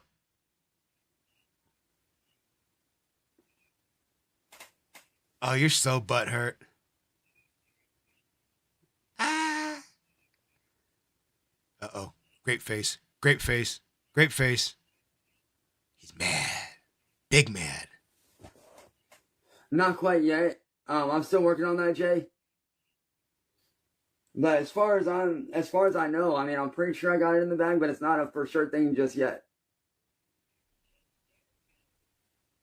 But it's looking pretty good so far. Like I said, I won't know until it happens. But seriously though, I just don't understand why I should have to defend my work every fucking day of the week. Have a good night, April. Thank you for Why joining. should I have to defend my work? We appreciate and you. prove my work? Why? Why should I have to sit here and steal back my work that is rightfully mine? Cause, I don't know. Like, why should I have to do that? Why should I have to sit here and steal what is rightfully mine? To begin with, I shouldn't have to go and steal that shit back. It should be mine automatically. No, you're essentially arguing that a piece of dog shit is yours, because I mean that's what it is. Like anything that you made, it's not good. It's not listenable. You can't. You're not talented in any way, shape, or fashion. So anything that you make artistically is gonna be dog shit. So it's not even worth arguing over. It's pointless because you'll lose. So I shouldn't have to go and commit a crime and commit copyright infringement just to take back what's rightfully mine. I shouldn't have to do that, but guess what? I do have to, and it sucks. I shouldn't have to do that, but I do have to, and I hate that. I fucking hate having to do that.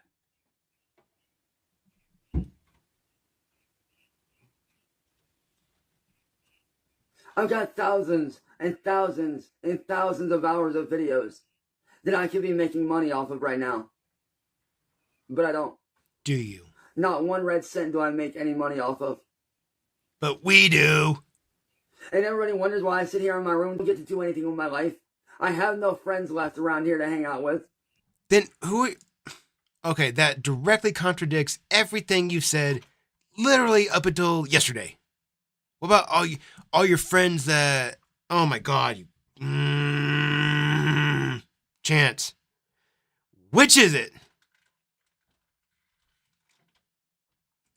Are you defending your friends and your family like you say every goddamn video and stream that we watched with you? Or do you have no friends left? I've told you. Ed and Sally and Rugrat are not your friends. Sally is your family, she's your grandma mom, and the other two tolerate you. That's it. They are not your friends. You cannot be friends with the dog. It is just the dog. You cannot be friends with Ed. He is just Ed. He is a drug addict. And you can't call your mom your friend. It's weird. She's your mom. She's your grandma mom. But she's not your friend. I don't count my mom as one of my homies. The fuck? I don't dap her up. Like, what's up, mom? How you doing? Fuck. All my friends have fucking abandoned me and walked away after 17 plus years. They all fucking abandoned me and walked away. Ha! 17 long years!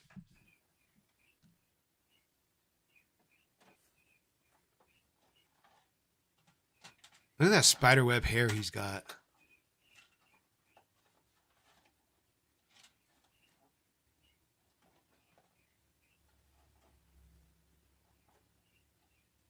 I'm tired of fighting.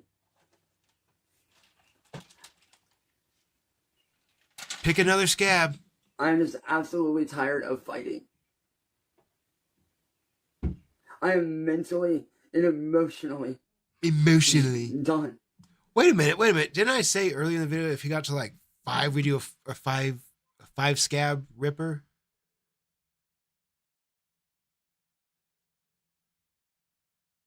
Has he picked 5? Does anybody keep count? Fuck.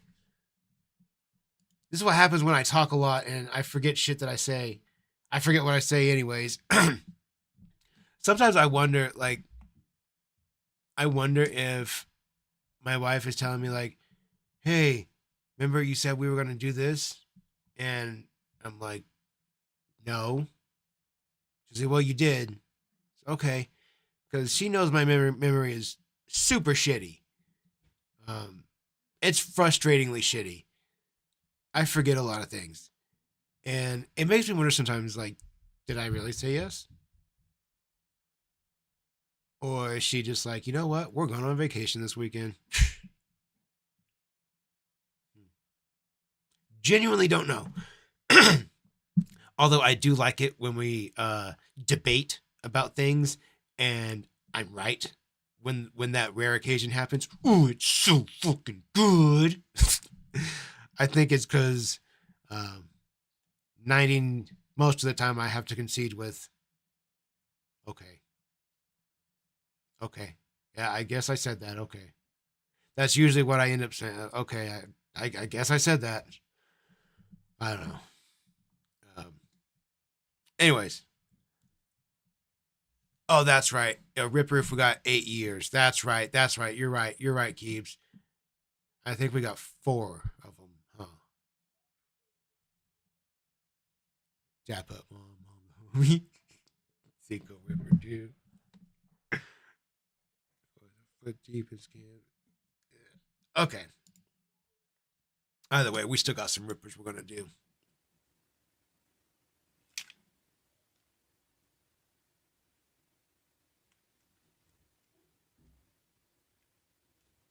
Damn, dog, chill out. I've lost so many friends. Good. Whether they walked away or died.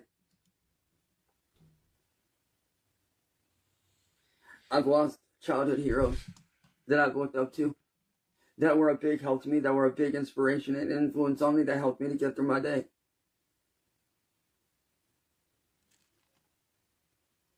I've lost my dream job. Good. I'm having my music career ripped out from under me little by little every day by a fake music artist that isn't even real.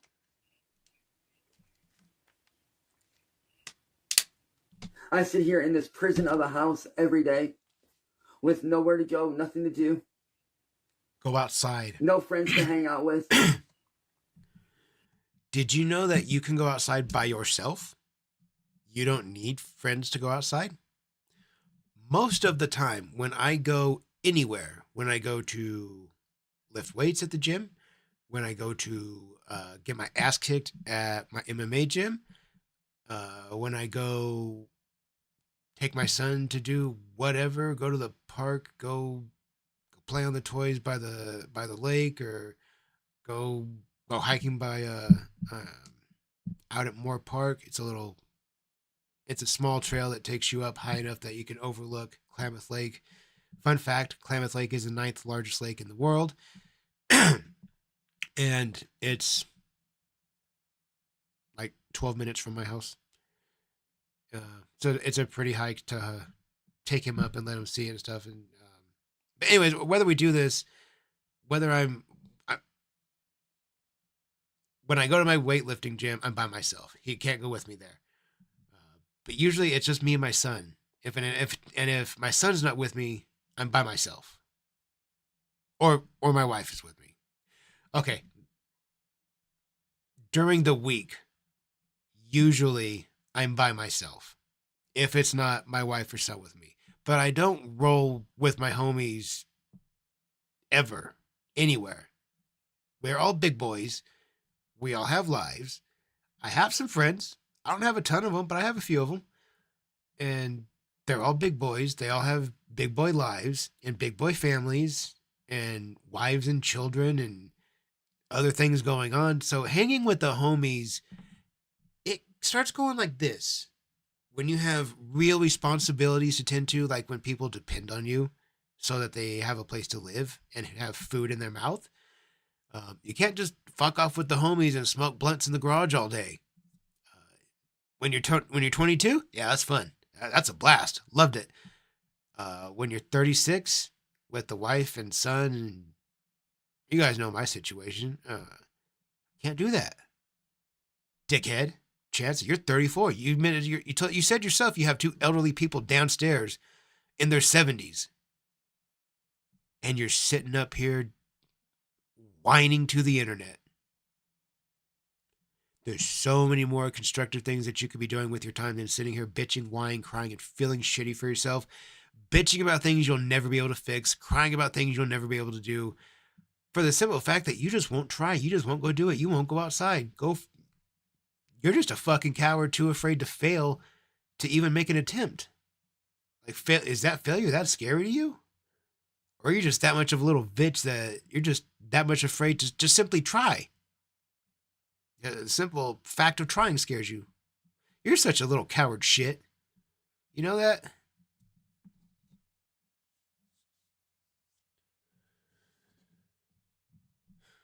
You frustrate me.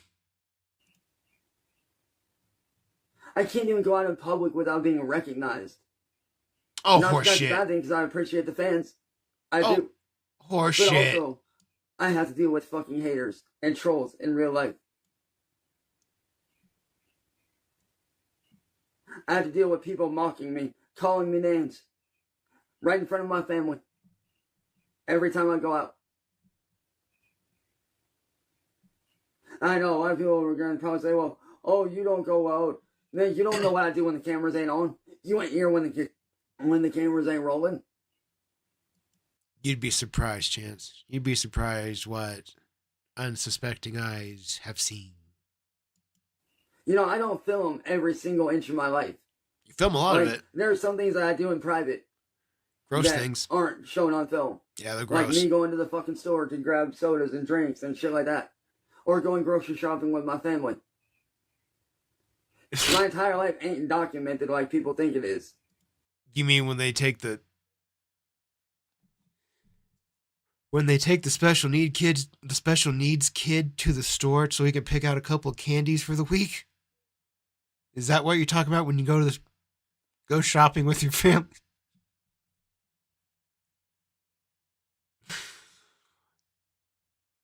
You think Sally's ever had to take him out on a leash? Or put a helmet on him?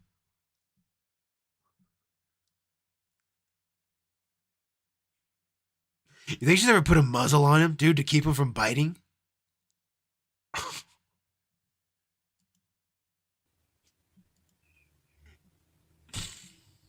Good God, I can't even have a fucking normal fucking relationship. Good. You don't deserve one. At all. Good. Every time I find a girl that actually fucking likes me, I have to explain to her what's going on. Good. And she ends up getting scared and walking away.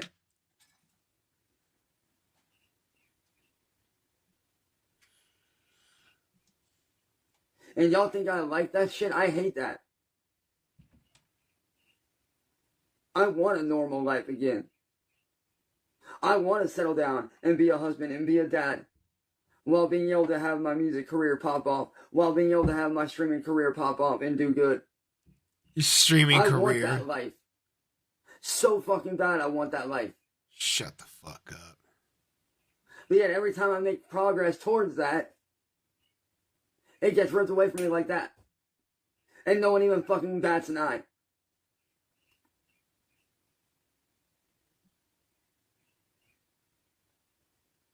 And the only thing that doesn't make me fucking sick. You know, a lot of people think that I'm this horrible, awful fucking person, but really I'm fucking not. I'm having my life literally ripped away from me, day by fucking day, bit by fucking bit.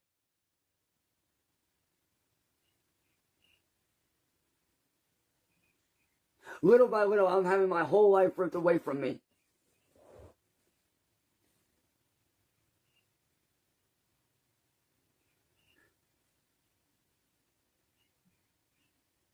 You know, it's funny, people think that I'm this awful human being, that I'm this evil fucking person.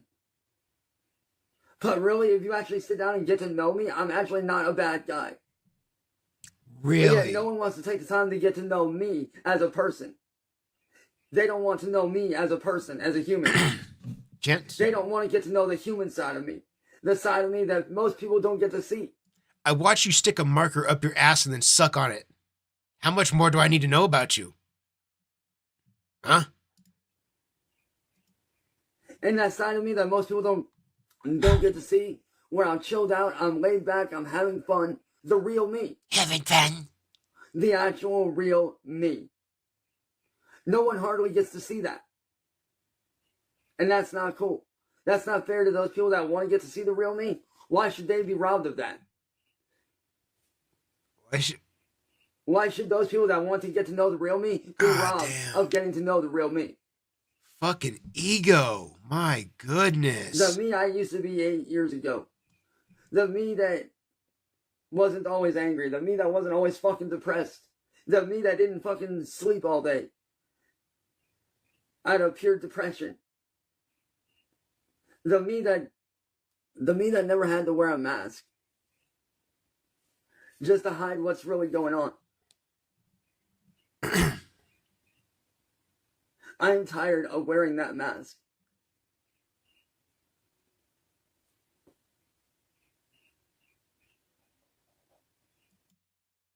That was awful. I'm tired of wearing that mask. Little bitch. Little bitch. Little bitch. Little bitch ass bitch. My God. I didn't mean for that one to take that fucking long, guys. That's my bad. The next one, it'll roll a little smoother. I'm going to go ahead and pull it up. And then we'll take our Between the Video Ripper. Kind of excited for this one. Yeah. I'm ready to push this one. This is a fun series. I just saw in the viewfinder, I forgot I put that eye down there. Fuck.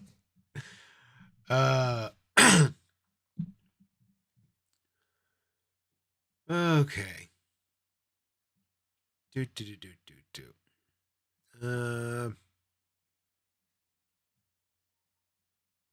Triple Ripper. Oh, Jesus Christ. I don't know if I can get a triple. I've tried them in the past. I don't know if I can hang with that one. That's a tall order. That's a tall order.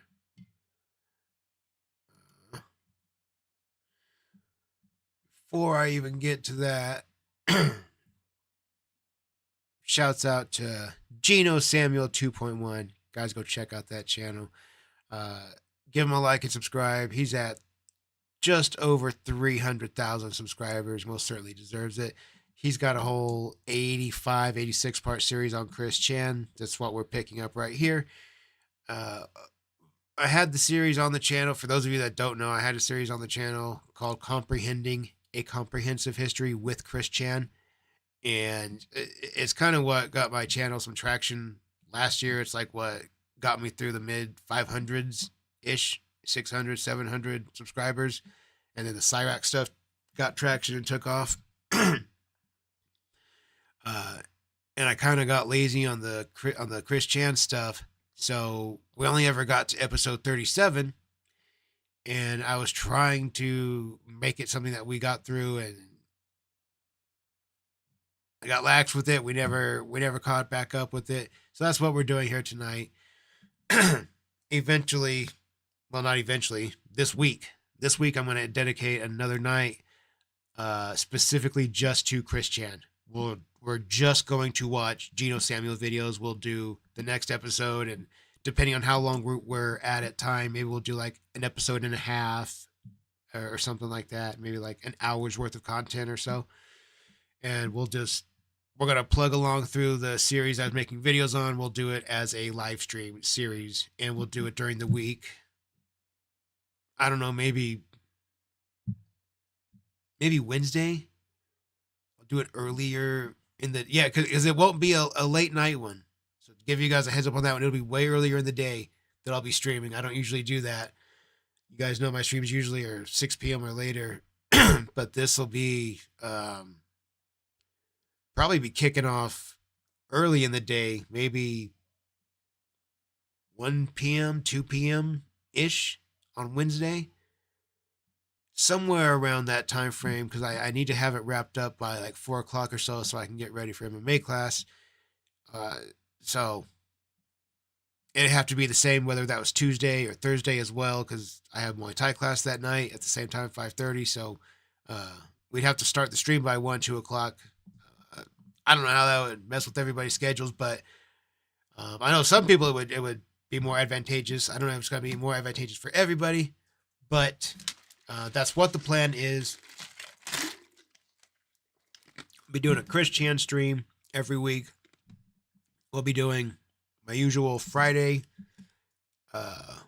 Boglum Goblin stream. And then I don't know if it'll be every Sunday. The Real Chance Wilkins and myself will be bringing you a weekly production as co-hosts. It'll be the two of us bagging and talking shit on a variety of cows. So we're gonna take a little deeper look into the pasture. We're gonna see who's all out there and what kind of shit those motherfuckers are getting up to. We're gonna take a crack at that. So we're gonna be streaming. I'm gonna be on 3, maybe 4 nights a week. I don't know if I'm gonna do 4. I don't want to be a pain in the ass. Like, hey guys, I'm live. Hey guys, I'm live. Hey guys, I'm live again. Hey guys, 4 times this week. I don't know if I want to hit you guys that hard. I don't know. We'll see. We'll figure it out. But that's my plan. At least 3, maybe 4 streams per week, kind of scattered out more throughout the week. My Friday will still be late. The Wednesday, Tuesday, Thursday, whatever day, it'll be early. Sunday will probably be later afternoonish, because there's a time zone difference between the Real Chance Wilkins and myself. So I don't want to have it start for him at 9 p.m. So maybe we'll start 3 or 4 o'clock Pacific Standard Time, my time. That way the East Coast can get started around 6, 7 p.m.-ish. That way it's not keeping everybody up in the middle of the night. Hopefully, maybe. I don't know. We'll get it all figured out, but that's what we have coming for you guys. I've been excited to get another show as a co-host. Real Chance Wilkins. We have a lot in common. We have a lot of similar ideas, and I think that with the two of us co-hosting, I mean, this is his idea. I'm not trying to take credit here. This is something that he came up with. We discussed it a little bit. We've got it. We know what we're gonna do, but obviously there's gonna be bugs to work out. We gotta take our first crack at it, see how it goes. But I'm excited to do this, to do something with the co-hosts. Then it's not all just fucking me. I feel like these streams are just me. Like, look at me. Not that I don't absolutely love the attention, because I do. Oh my God, it's so good. That's how I feel about the attention. I love it. Love the attention. Love the camera. I learned to love it. At first, I was like, oh shit, what's up, guys? How y'all doing? At first, it took me a minute to get my voice out there, but now that I've kind of fallen into my groove in it, ooh, I love it. So good. Yeah, and I'm not opposed to a streaming with Mrs. Cholo as well.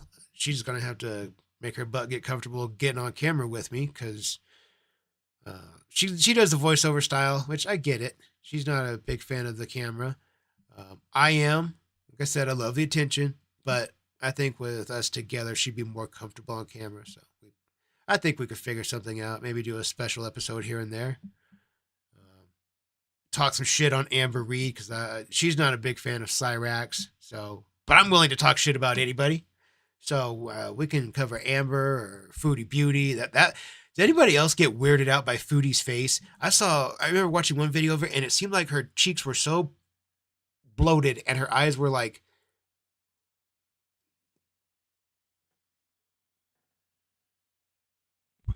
she looked like a cartoonishly over exaggerated figures. It made me feel like you're a real life monster, and if I saw you face to face, I'd be scared of it and I'd run away. Wouldn't even try to fight. I'd bounce. That kind of scary. Like the way the eyes were they were so big. I don't know why. It was very unsettling to me. Katie Hodges, thank you for the 10 memberships. We appreciate you. Shouts out to you, Katie. Shouts out to 10 new members. If I'm not mistaken, that puts us right at like 504, 505. We're over 500 members right now, guys. 500 members. We are a 3,000 subscriber channel with 500 members. Amber Reed has 250,000 subscribers, and she has 600 members. We are right at 100 members away from having the same membership level as a channel with 250,000 subscribers compared to my 3K. That says a lot about Amber, I think. That there's a lot of people that really know what a cunt she really is. Katie Hodges, we do appreciate you. It's time to take this ripper. I'm sorry, I've been yapping. Let's get these pins up, get them out, baby. Let's get ripping. Here we go. I'm going to shoot the double. If I can, I'll make the attempt at the triple. Countdown. 3, 2,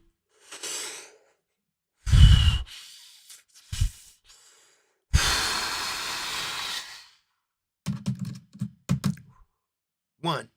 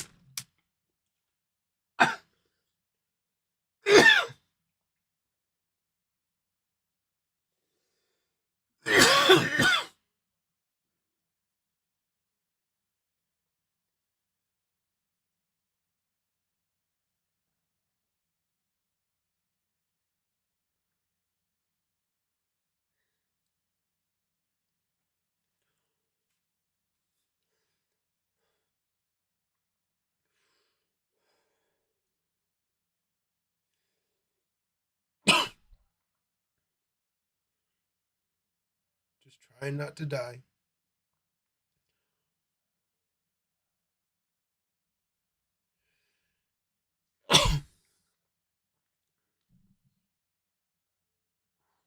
Whoa.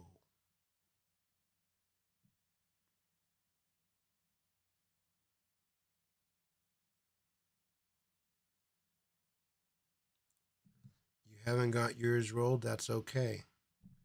Because I was asked for a triple. I didn't get the triple, I got the double. Got the double. Oh, that was a full double. We're going to do one more, though. I may not have got the triple in one swing, but there's nothing wrong with the double with the single after. I tried to make a baseball joke there. I don't think I did it right. I don't know how baseball's played. I know how it's played. I don't know how it's scored. Stupid. I know how fights are scored though. I have to do two more. If we don't, Chance can beat me up. Fair. I'll crack another double. Swing and a miss. I don't know. I don't watch sports teams a whole lot. I'm pretty much a combat sports enthusiast more than anything.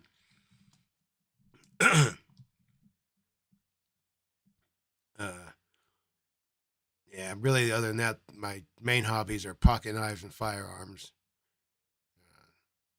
Mostly pocket knives. I like all that expensive titanium pocket jewelry shit that, like, it's really pretty and expensive, but you never use it because if you scratched it, you'd be so pissed. So most of it just sits in a pouch. Uh, but um, but I do carry my most expensive knife. It's my Spyderco Para 3. It gets carried more than anything. My favorite knife though is the one my wife got me, my Kaiser Assassin. That thing never it stays in the package. I would be very upset with myself if I put any wear on it or mess the blade up. The things in life that have value to me, like my personal possessions, are things that have been gifted to me from my wife and my son. Those are the things that matter the most in the world to me, which are a pocket knife, a couple of multi tools, some things that my son's got me, some pictures. Those are like my most valuable possessions in the whole world. But that's just how I feel about it. uh, yeah, yeah. Favorite knives are the favorite items are the things that my wife's got me. I have a pair of original, well, they're Pride style MMA gloves made by Ring to Cage. They're the absolute closest replicas I've ever seen next to the actual Owano gloves. Uh, because the originals you can't get your hands on anymore, and even the knockoffs they sell for like a couple $1,000s, and there's a market for the knockoffs, and they still sell for almost like $1,000, and it's very obvious they are knockoff of a knockoff Pride glove. But Ring to Cage made a glove similar to the Pride MMA glove, and I think it was the second year my wife and I were together. She got me those gloves for Christmas, and I was like, I love this bitch. Like I'm gonna be with you forever. This is the coolest thing anybody has ever got. I mean, gotta remember I was like 25 at the time. Like this is the coolest shit I've ever had in my whole life. Um, it blew me away because they were like $80 at the time, and they've never been like I put them on, I played with them, but they've never like been had use. They've been hanging on the wall. They're a decoration. They're clean and they hang. They don't get touched, and that's like one of my favorite possessions. That's just how I feel about the things that she's gotten me and the things that my son's got me. Those are my favorite possessions. But anyways, we're gonna take another double ripper. I don't mean to sit here and keep yapping.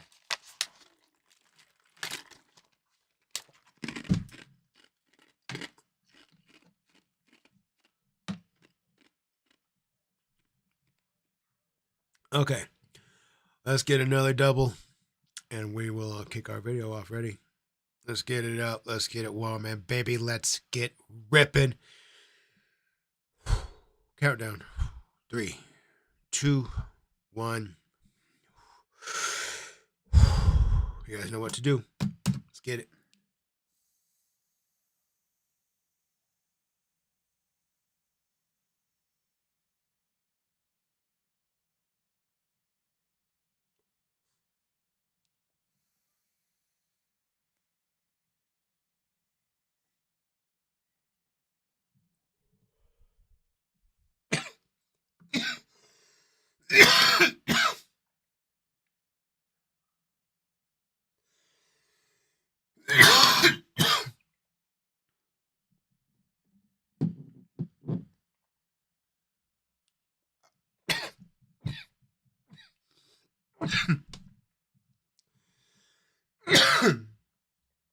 Chase, you have a good night, my friend. I appreciate you being here.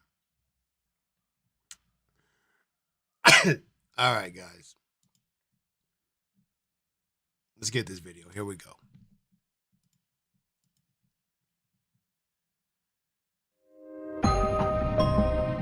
What made him this way? What is the attraction? What keeps us fascinated? This is the story of Chris Chan.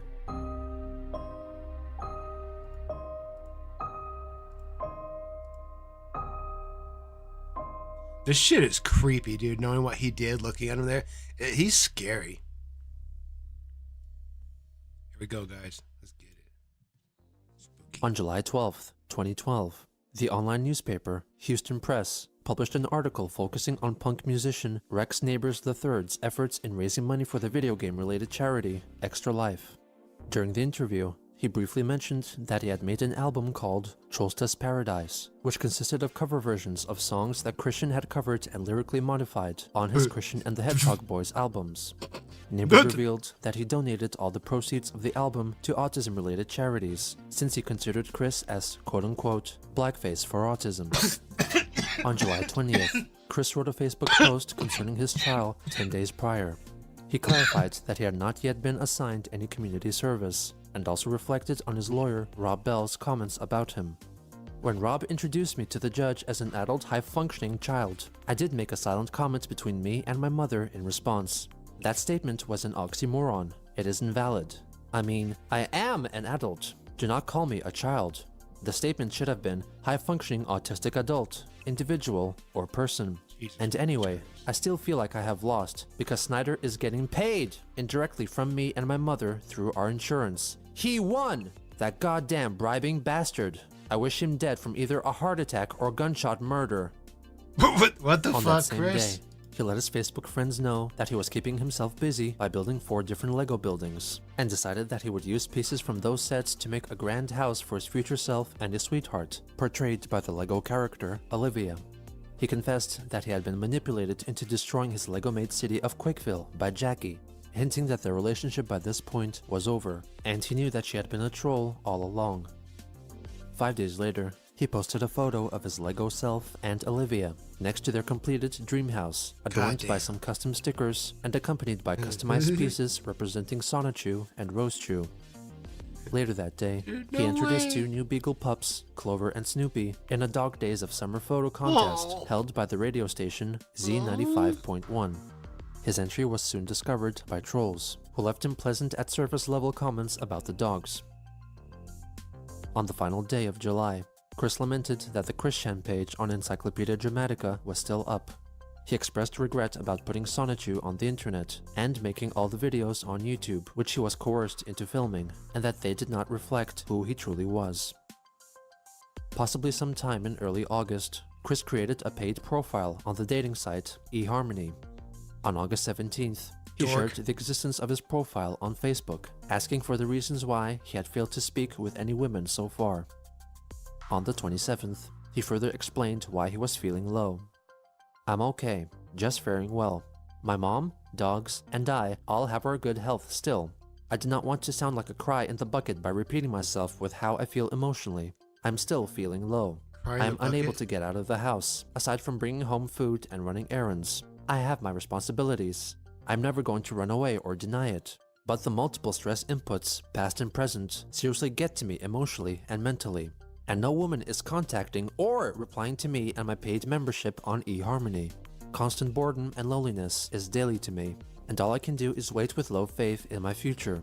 I wish I could travel back to 1999 and make me and my family stay in Midlothian to change my future for the better. How is this my life? Sigh. On September 5th, Chris notified his friends that he got a message from a woman on eHarmony. Though after checking her profile, he suspected her to be a troll since her interests lined up too closely with him. Checking her profile. I was right in the way, of course. I'll move my stupid camera so you guys can see. Maybe I won't be in the way over here. I don't know. Apparently, I'm going to be in the way of His something. friends that he got a message from a woman on eHarmony. Though after checking her profile, he suspected her to be a troll since her interests lined up too closely with his. Anna McLaren left a comment, agreeing that it was clearly a troll. Kim Wilson interjected, writing that she felt like it was just a normal person. Anna called Kim a troll, who then proceeded to defend her words of encouragement for Christian. Anna and Kim then had a small bout via the comments over being true friends with Christian. In the end, no firm resolve was established between them. 3 days later, he said that he recently felt increasingly more retarded, brought on by stress in his life. What the This fuck? considered including his slowness of thought in his eHarmony profile. On September 11th, he reflected that it had been over a year since his father Bob had passed away. What the fuck? His loss had resulted in increasing stress for Chris, which manifested itself in allegedly unnatural sounding belches and mental griefs.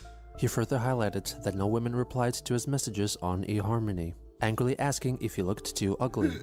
In closing, since it was the 11-year anniversary since the felling of the World Trade Center Twin Towers, Chris reminisced that on that day, he was out shopping with his mother and bought himself a pack of Pokemon cards.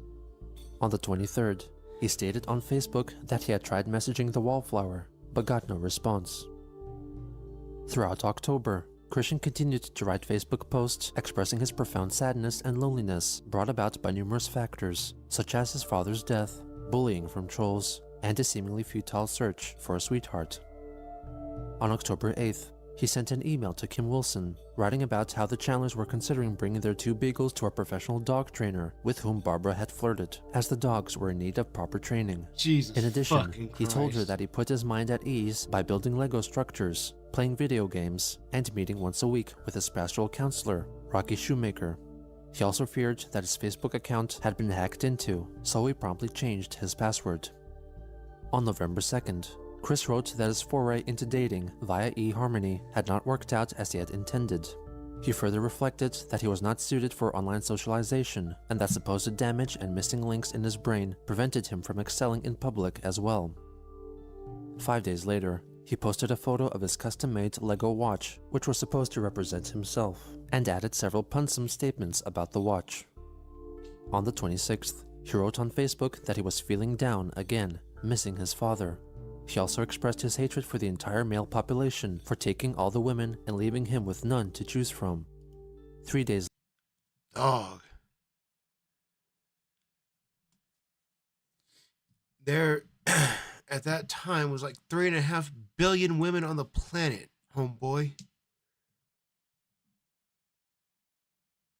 You think every single one of them was taken? That Chris seems to view the world, it's like whatever is happening immediately around him, this is the world. So because this woman is taken, they're all taken. It's a problem now. I don't know. It seems like I don't know. I don't know. Seems like a weird. I don't know. That's probably though his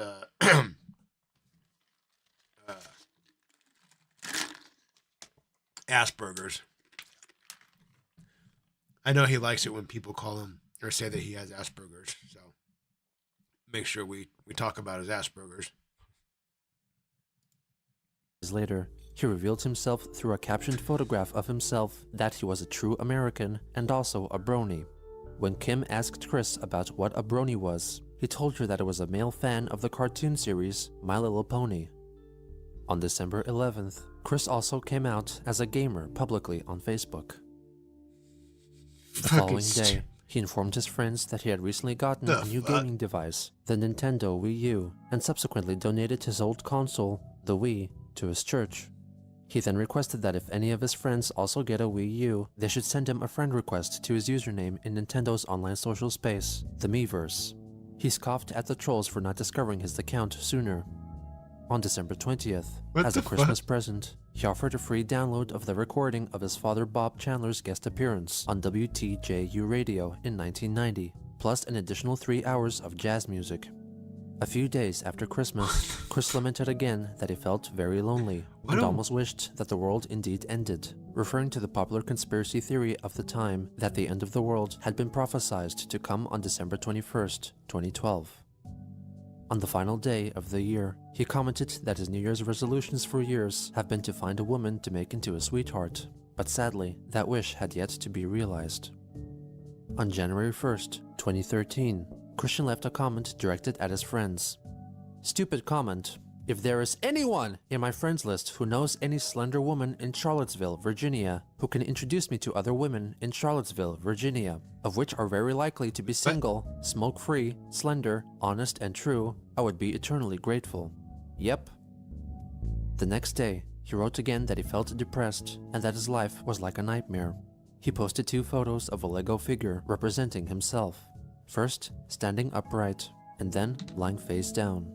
He soon made the Lego figure his new Facebook profile photo. On that same day, he posted the photo of him accepting his graduation certificate at Manchester High School in 2000 and expressed his regret for not shaking anyone's hand and running off stage crying. He stated that his mother had told him that his actions brought shame upon their family. Brought shame upon their family. Barbara Chandler? Gonna try to shame Chris.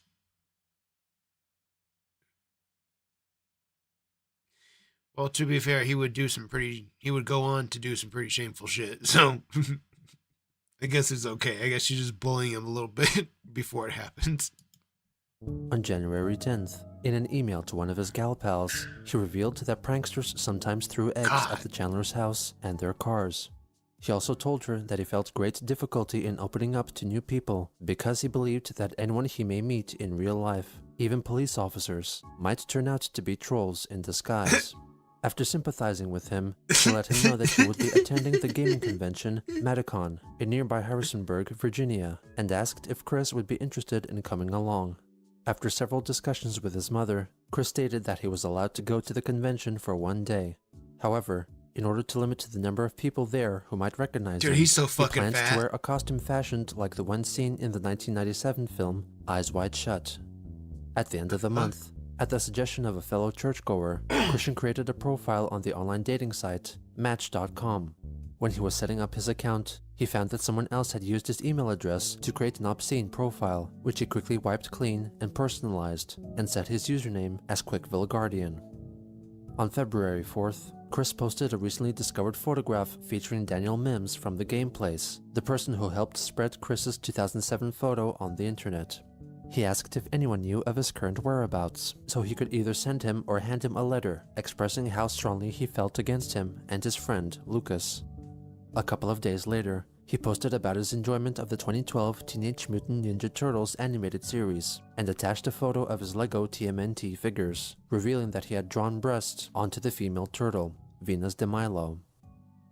Not long after, Christian made a Facebook post shared only with Kim Wilson, showing that he decided to shave off his eyebrows and was evidently not pleased with the result.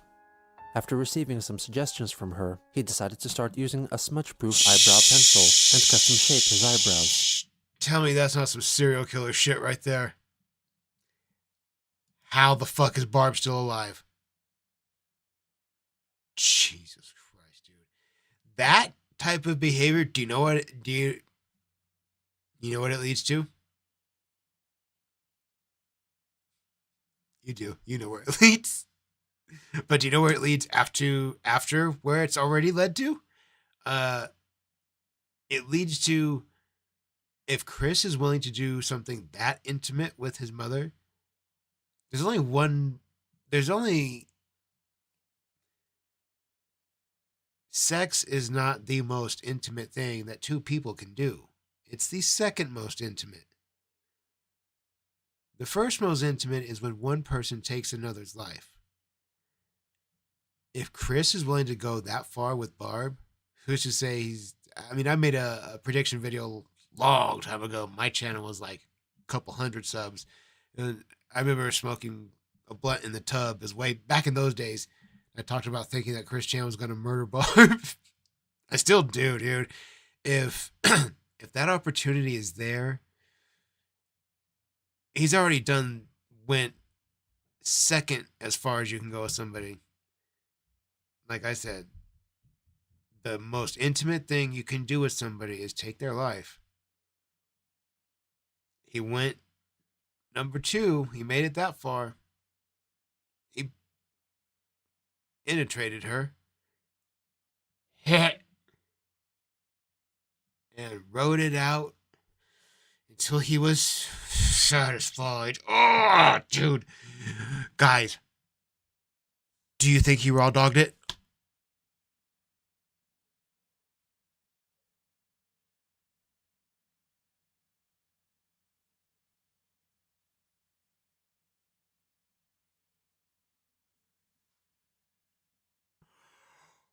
Oh, you're fucking nasty.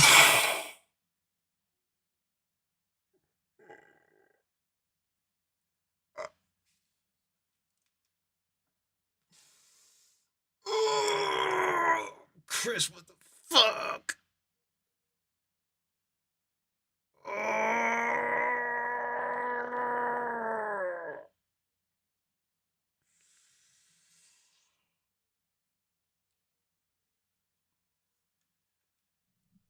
Oh my god, he said he did. Oh my god. Oh my god. Oh my god. Oh my god.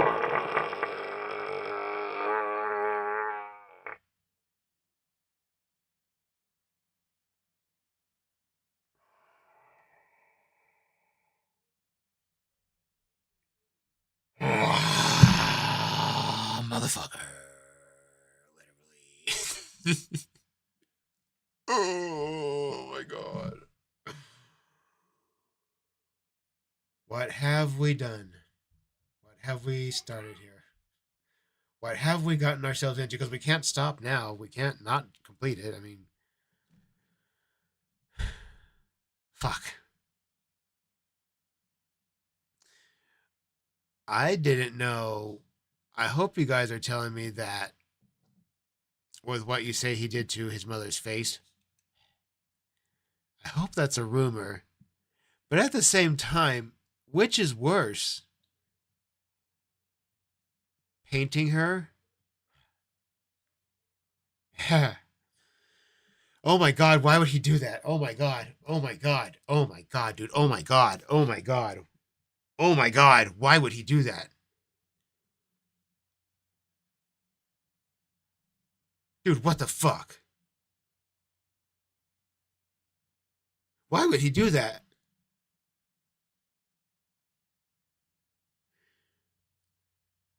Or did he blow it inside of her?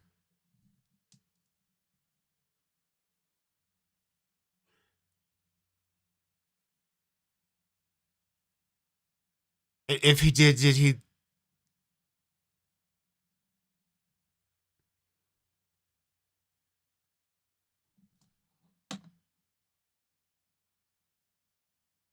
I don't think I want to do this anymore. This sucks.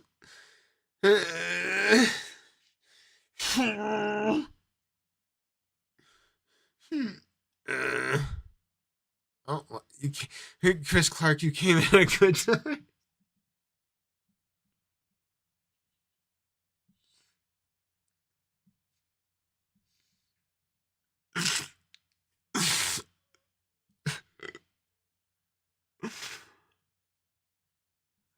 Or thirdly, wait a minute. Last question. Did he just back out and let it go?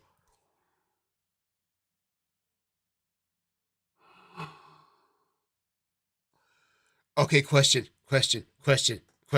Question, guys, question.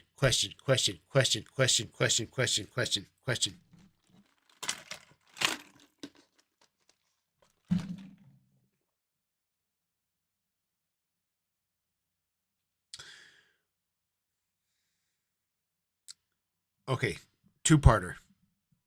Okay. Did Chris? Oh my God, oh my God, oh my God, oh my God, oh my God, oh my God, oh my God.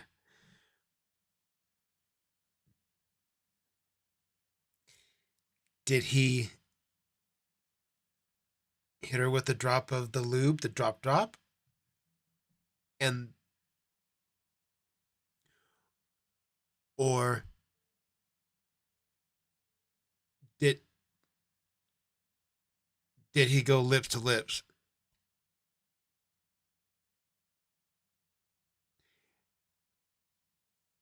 And whichever he did, upon entering, did he go knock knock?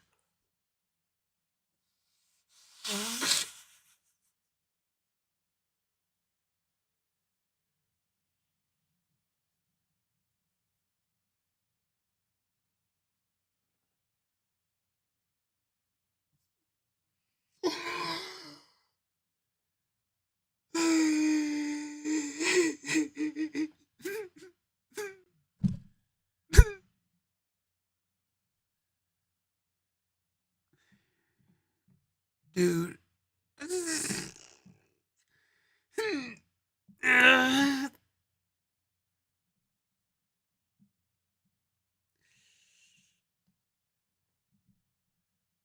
Did he knock knock or did he just go,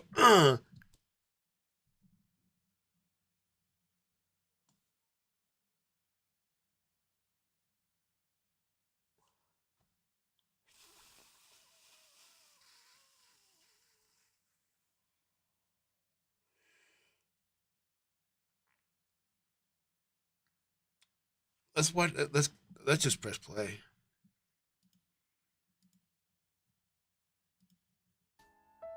On Valentine's Day, Chris asked her if she knew of any record dealers or collectors in the area, because he and Barbara were intending to sell Bob's extensive record collection to pay off their debts. On February 25th, Oh my God, it's a day fucking weird. after Look his at him, 31st dude. birthday, Christian wrote an extensive complaint on Facebook, focusing on a short YouTube video featuring the voice actress Tara Strong, playing the part of her Twilight Sparkle character from the series My Little Pony: Friendship is Magic, performing a parodic troll-related rap. While I do respect her voice acting in MLP FIM, and she does a good job at portraying Twilight, I feel distraught in hearing her voice not only in promoting trolling, but linking Twilight with the act, even as to dare mark the now Alicorn a mascot for trolling.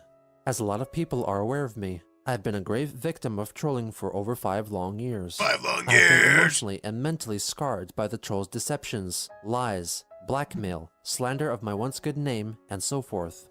Now I'm like a black sheep of the world for the wrongest of reasons, and people are afraid and misunderstand worse of me and of who I am and was. So I address you, Miss Tara Strong. Did you have any knowledge or acknowledgement of what trolling was and is, and how these horrible people have and continue to mentally and emotionally damage innocent people with their twisted, sick, demented, and evil ways alongside Anonymous and...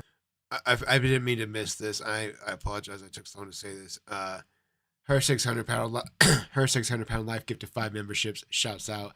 We appreciate you. Shouts out to 5 new members. That should be like 509 at this point. Fucking catching up on Amber Reed, that fat bitch. Shouts out to those members. and 4chan behind the veils of the internet. How do you stand in the name of protecting innocent people from being emotionally and mentally damaged from such bullying? And what were you thinking at the time when you recorded your voice for Black Griffin's meme, which obviously depicted and promoted trolling? If you had absolutely no regard to the consequences of the people, including myself, who were, are, and have been the tragic victims of the bullying trolls, then I see a lot of disappointed Twilight Sparkle fans and bronies ready to boo at you. Please prove my theory wrong, and make a statement directly from your person, and in the good name of Twilight Sparkle, Bubbles, and all of the characters you've given your voice to. One of his readers decided to forward his message to Tara Strong's own Facebook account. She 20 addressed Chris's post the next day. 20 long years. I don't think Blue I've seen Spike. anyone put an ugly spin on something this outrageously for their own attention. Anyone who follows me knows that I'm on a huge anti-bullying platform, and even wrote and produced a song about Zap it. to the All extreme. my trolling, Oh as my we on God. Twitter call it, is completely adorable and makes people smile. Christian's article makes me angry and disappointed. Hope I never meet the guy. The next day, Chris defended his comments on Facebook, calling out trolling as bullying and denouncing Strong's involvement with the short. In early March, Christian dyed his hair back to brown after admitting to Kim that his blonde hair did not bring him as much attention as he would have liked. Oh, he wanted On it. Saturday, March 9th, he attended Medicon held at James Madison That was University, where to he get met up with atten- Kim and also 2 of her female friends. He showed interest in one of them, but Kim told him that she already had a boyfriend. After he got back home, he wrote that it was his most enjoyable day in a very long time, but his good mood was soured when he found out from the quickie forums that one of his most suggestive pictures that was leaked to Jackie was featured on the MTV show Philosophy. Jamie, Yes. who do you date? Who do you room with? Who do you call the cops on? Okay, room with bacon guy, because I love bacon and I can steal his. Definitely put that guy in jail because that's a really ugly couch in the background. Oh, that was the reason. Yeah. Chris left an angry comment Yeah. on the show's Facebook page. From the one woman's words, Jamie Lee, I don't know what is worse, that she would Blue Spike, that kid was fucked up. Yeah. Once you get deep enough into that kid was fucked up. That kid probably went to jail. Let's be real. That kid probably ended up in jail. That kid had some shit going on at home or something. Yeah, that kid was fucked up because what he did was, it was intricate in its simplicity, but the way he got it done is, yeah, there was some shit going on at home or something, or I don't know. There was something up with Blue Spike. I don't know what. not date me, or that she would put me in jail over a freaking couch. My once good name was actually jailed because of the setups, those anonymous, lolzy, shit-faced trolls. At least I was more clean, sexy, and gung-ho than either of the ugly, grimy freak shows I was compared with. If I did not have a very good day beforehand today, I would seriously be calling my attorney on your damn show's ass. On March 18th, Chris wrote on Facebook that he felt it spooky and creepy that other autistic males he saw looked just like him. 10 days later, he What? complained at the increased talk about legalizing gay marriage on the news at the time. I mean no personal offense, and I am for lesbians being together and their marriage, but I'm really offended with the damn homosexual males altogether. So I am like 50-50 on the current topic in the newspapers, but I am 100% sick, tired, and disgusted of having to read at least the headlines in the Post. Talk about something else already. Anna left a comment. It isn't right for you to be okay with lesbians and not be okay with gays. Chris then defended his stance. Like it is not right for me to prefer women over men for attraction and companionship, or a number of women not liking women over men for their catty attitudes. Kim also contributed to the discourse. Huh, that's weird. You know, the gay women are taking potential girlfriends away from you, and the gay men are keeping other men from taking potential girlfriends from you. So, you've got it backwards. Anyway, you know, some people might be against autistic rights, you know? What if people are offended by you and say you shouldn't have a girlfriend? Chris then replied, well, I do not like the majority of the male population regardless. The straight ones take the women away. The damn homo males not only try to push their gross ways onto me, but have emotionally and mentally devastated me in their shit troll/cyberbully ways, and they have mislabeled me and Sonaju as such. Go. Damned males piss me the hell off. Kim closed the argument with one more comment. Huh? But that doesn't have anything to do with the original post. But yeah, nah, they're not actually trying to push their sexuality on you. They just know that you react to it and took advantage of that. They're almost certainly not gay, and probably many of them aren't even men. You've really got to cut down on the sexism, Chris. Women find it unattractive. On the final day of March, a letter written by Chris concerning his displeasure with his church was leaked on the Quickie forums.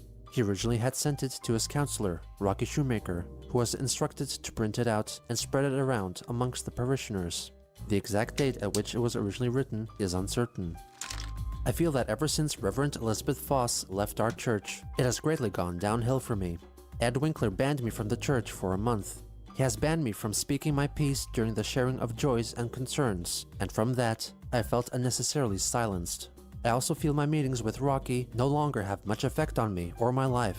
My life continues to be a disappointing standstill of sadness, loneliness, and great stress. Only the people way older than me ever do so much as greet me, and I have very little to share in common with any of them. Nobody even close to my age, or even in their 20s. Yeah, I've known people that call black people colored people. Yeah, when you grow up in like the 80s and 90s, your grandparents are like the generation that, that's where I heard it. I heard colored people, and quick side story. One time my granny had said something about, she was telling a story and one of my uncles was there, and she said something about, and he was a colored fella. And my uncle said, well, Mom, what color was he? Was he green? And for whatever reason, it pissed her off that he asked her that. I don't know why. It made her so mad. She said, well, no, stupid. He wasn't no plain green. Got so mad about that. Yeah. I don't know why that memory's been stuck with me forever. Yeah. Okay. I should have. Gives me much to do, or include me in their conversation. Aside from that, I'm hated by a number of people for reasons beyond my full understanding, because I always tried to be a good and nice person for a long time, and in public, I am constantly overlooked, ignored, or ostracized by everybody. Even speaking out gets me absolutely no attention. I continue to be paranoid of most everyone, because of them likely being among the internet trolls that still continue to haunt and taunt me. I am still long desperate for a woman to be my sweetheart. I am tired of being single, dang it. I continue to serve my family the best I can, and I continue to feel sad, depressed, and lonely. My heart feels numb, and I am forced to keep a great emotional distance from everybody outside my house and home. I am an autistic mental and emotional mess, and there is very little I can do to help myself beyond my knowledge, and God sees fit for some hate-filled reason to continue to curse me as a jinx. And so, the church is not helping me much in my life, mentally or emotionally at all, so I will not be coming back for a long time. On April 4th, Chris made a post about wanting nothing to do with Michael Snyder or the game place. In a private post made public only to his friends, he further elaborated on his hatred for the place and singled out Megan Schroeder as the prime queen of the trolls for conscripting Snyder, Mims, and everyone else at the game and hobby store against him. He wished to exact revenge on her and have her jailed and beaten up for allegedly being a vile, wicked, traitorous bitch. On April 20th, Christian posted 2 photos of himself holding up paper signs. One stated, "I'm my own free bitch," and the other read, "Haters to the left," with an arrow pointing at Chris's left, but the viewer's right, which unintentionally ended up pointing at Chris. Anna fixed this error and posted an altered version of the photo in the comments. He allegedly made these pictures for a girl who he was introduced to by Kim Wilson. 2 days later, he shared a photo of his cat Lucy sitting on his belly, which he called his shrinking mound. On May 15th, Chris went to Facebook to express his disgust for an upcoming spin-off movie of the cartoon series My Little Pony called Equestria Girls, in which the main pony characters are reimagined as humans. Chris claimed that this movie would invite pedophiles into the fanbase, which according to him was already polluted with so-called horse enthusiasts. On that same day, he reported that his iPod had fallen out of his pouch, and while still functional, its screen was cracked. 4 days later, he displayed his new invention, which allowed him to store a couple of Apple devices neatly in one place. Necessity is the mother of invention. I'm glad I crafted the idea for my idea bookcase. Photos taken with new iPod Touch 5th Gen, out of duct tape. The front and back covers are lined with bubble wrap. The inner spine loop can hold as thick as a charging cable, or most pens. There are holes for the cameras to see through very well, and the corner holders are very successful in holding most iOS pod/phone devices. And there's also the Velcro clasp. iPhone 8 gig for calls, business and internet. iPod 32 gig for entertainment with videos, music and all. I keep it safe with the lanyard strap and tucked in my bosom. On May 23rd, Christian made his first appearance under the username Painting a Tree on the Quickie forums in a thread about possible server migration. Even though the conversation itself had since migrated onto another site and no longer available in its original layout, the content remains the same. In his short comment, he wished for the Quickie forums user Marvin, who was also the man in the pickle suit during Chris's date with Emily and one of the leading members of the private villa of corrupted citizens trolling group, to die, along with the rest of the forums, so he could live out his life in peace. He inferred that he was in fact Chris himself, though other commenters did not publicly acknowledge this fact. 2 days later, in the move to seemingly get the best of the trolls, he posted a link to an image album on the site Imager, consisting of most of his past Facebook posts, many of which were private and shared only with a select few friends. Whether this was truly Chris's act or someone who hacked into his Facebook is uncertain. On May 30th, Christian complained on Facebook about his mother being displeased with him playing video games like Resident Evil in front of her. "My mother has been really getting on my nerves. I really need my girlfriend so that I can get away from here now and then. And I cannot even go downtown now because it wastes so much gas and gas is so costly. And to make guys on my mother's concern for gas cost, that is one reason why I have been on my sabbatical from my church. I have had more freedom when my father was alive, and I end up losing it when he passed away, because now I got to serve my mother and protect her and everything. And I can blame that son of a bitch, Michael Snyder, for taking and wasting the money that my mom and I had soon gotten from my father's passing, because he had to go send us to court for all the goddamn shit of his. Michael Snyder is a bastard to me and my mother. For taking us to court, he essentially stole a lot of money from us indirectly." In early June, Christian You're a giant fucking accountability dodging crybaby ass bitch, just like Cyrax, dude. You guys are the same in that aspect. "It's not my fault. I didn't do it. It's your fault. He did it to me. He shouldn't have done that." Like, dog, shut the fuck up. God.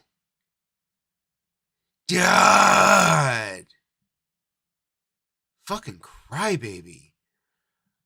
I just rolled up through chat and I saw a couple of you guys say Happy Father's Day. Thank you. I appreciate it. And to all the fathers out there, Happy Father's Day to you fellas too. I hope you guys all had a great day. I got Chipotle for dinner, so I'm pretty pumped. It's good shit. I'm happy. Black Encephalon Studios, you had a phone call with your daughter. That's awesome. If that's how you guys keep in contact, that's fantastic. Good for you. It's always good to hear from them. But yeah, shouts out to you, my friend.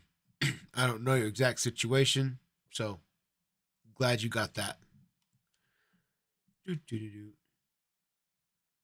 Exactly, GC, exactly. I've said that many, many times. He is not the next Chris Chan. He is the first Cyrax.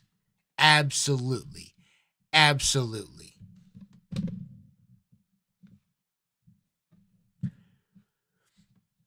They got me Chipotle. That was my gift. No, well, my son got me, he made, what is it?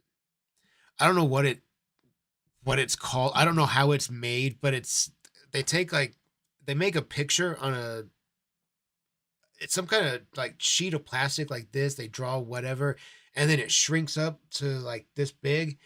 And there's 2 pictures he made, and they made them into a keychain for me. And like most things that are given to me by my family, that's like, those are one of my new favoriteest items ever. I will protect that with a firearm. Even though it's made of plastic, it was made by my son, so it's one of my favorite things. I looked at it, I was like, I cannot put it in my wallet because it might get broken. I might pull it out and drop it and not see it. I cannot risk that, so it lives in my nightstand. But that's what I got for Father's Day, and Chipotle.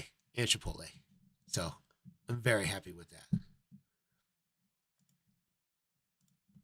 began playing the PS Vita game Tor's Friend Network, which I was hope you guys had a connected great to his Father's Day Facebook too. account, and frequently automatically posted. I didn't mean to just stop after talking about myself. I hope everybody had a great Father's Day. Every father out there. Or whoever you consider your like fatherly figure, because sometimes that's what people get. Whoever your fatherly figure is. Hope you enjoyed them today or had good memories, whatever fits your scenario. Still got my dad. I don't know. Today was a weird day, though. This past week, I think he's fallen down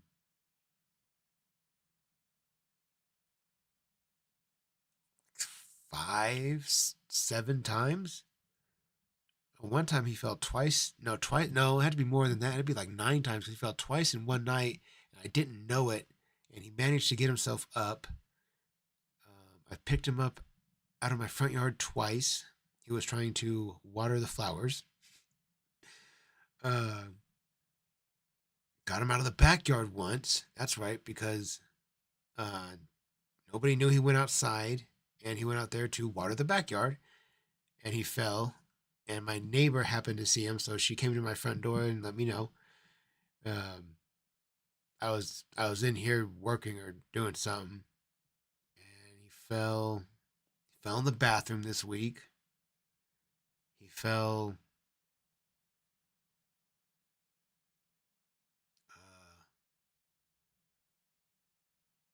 right next to his bed, next to his chest of drawers where their clothes are.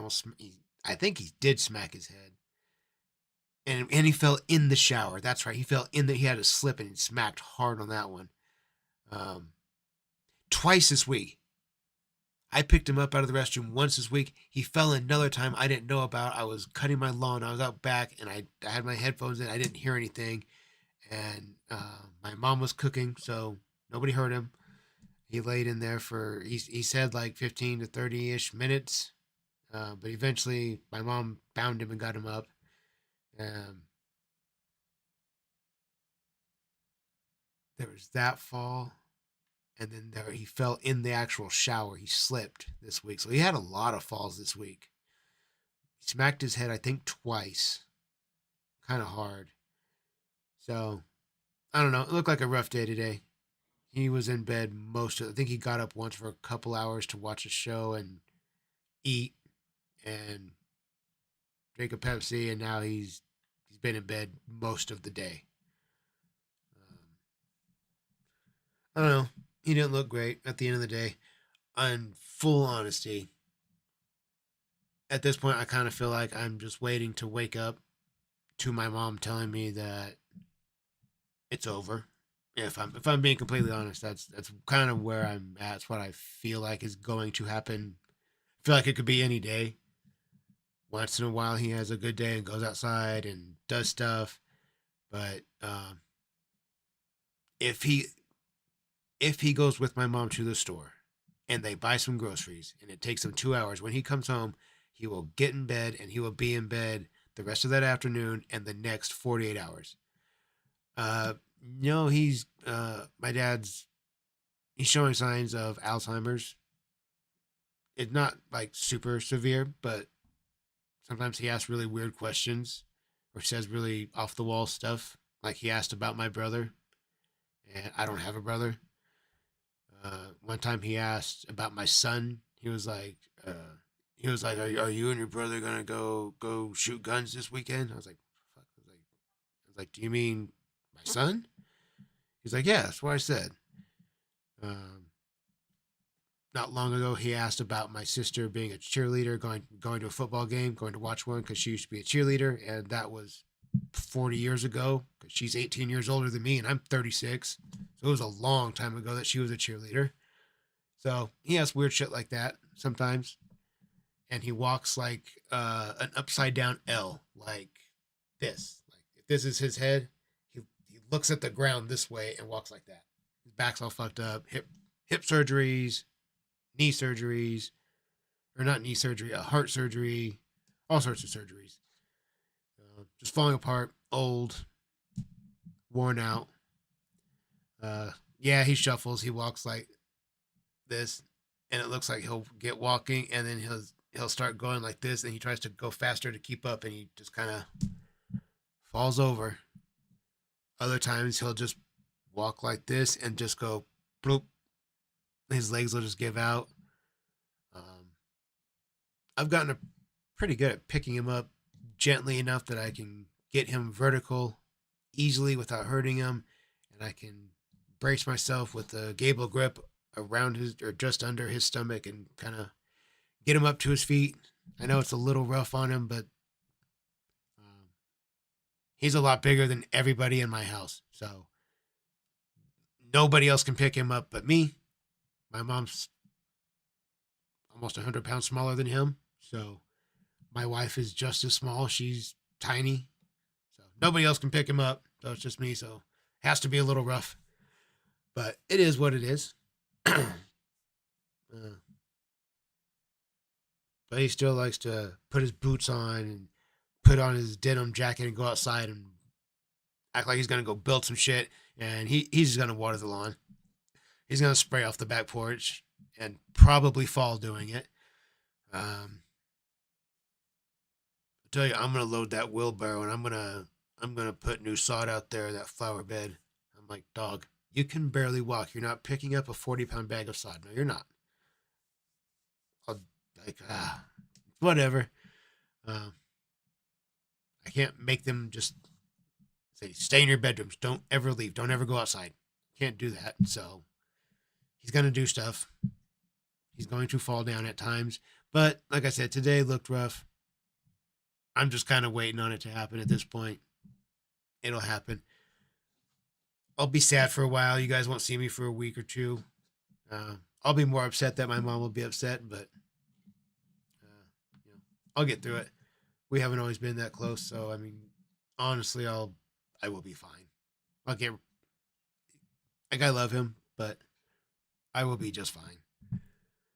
But my mom goes, oh, that one's gonna be a fucking gut wrencher. That's gonna be a kick in the nutsack. Ooh, that's gonna be a kick in the nutsack followed by a poke in the eyes and another kick in the nutsack. That's gonna be a rough one because I am a mama's vato for sure, 100%. Okay, I keep yapping. Let's wrap this video. Updates about his activities on his profile.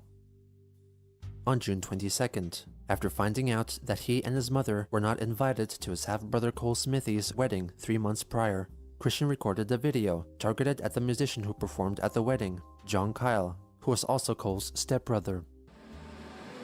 Hello, John Kyle. This is Christian Weston Chandler, Joseph Cole Smithy's half-brother.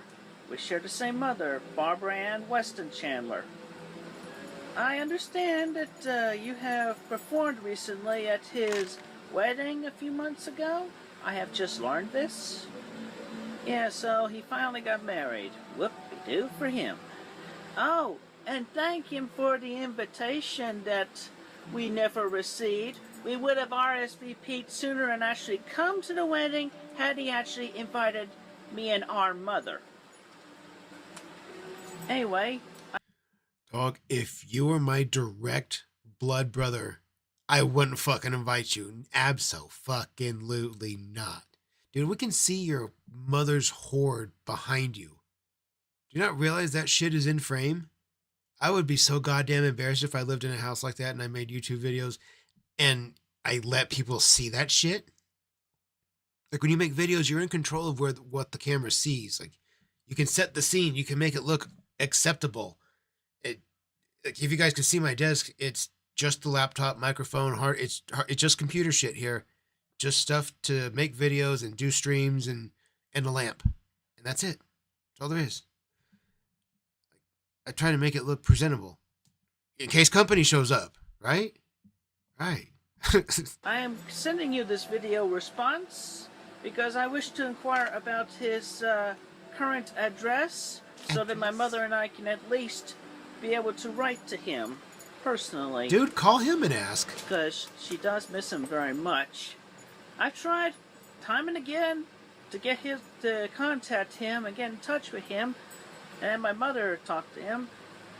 He never responds. Never responds. Wonder why. He should love his mother. She misses him. Nearly 72 years old. She does not need to be treated like a piece of dirt. She is a lot better than that. No, you're going to treat her like a piece of meat. Ew. Oh, fuck, why'd I say that?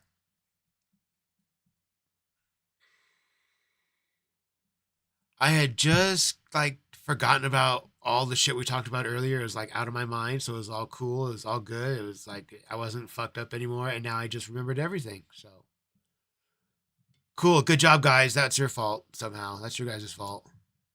Regardless of what anybody has lied to Cole about. Everything he heard from anybody outside the house, even Jerry, his father-in-law, or Jack, I think was the name of his real father. They all lie to him about about the kind of person Barbara Ann is and was. So at least have the common decency to reply to us, brother. It's been like what, over a decade since the final ever family reunion in Red Oak. Reply to us, brother. Again, dog, tell me this isn't serial killer shit right here. That face says, I eat people's feet and I have arms in my freezer. That's what that face says. Tell me I'm wrong. Everybody hates us there now since Karina died. Anyway, if you know his address, John, please relay it to me, and you may share this video with Cole as well next time you talk to him. Thank you, and have a good day. At a later date, John Kyle was made aware of this video and left a comment. He stated that he was sickened by Chris equally as much as the community surrounding him, and that Cole had never even mentioned Christian to him. 2 days later, Mary McLaren, Anna's mother, metaphorically sent Chris good energy via Facebook and asked him to enjoy each day by finding joy in the small simple things that give him pleasure. He left a comment on her post. Whoopee! That'll bring pretty, single, well-organized women around to make the first move on me. Open parentheses, :0. On July 7th, he shared via Twitter and Facebook that he liked the movie My Little Pony Equestria Girls on YouTube, despite his initial staunch criticism.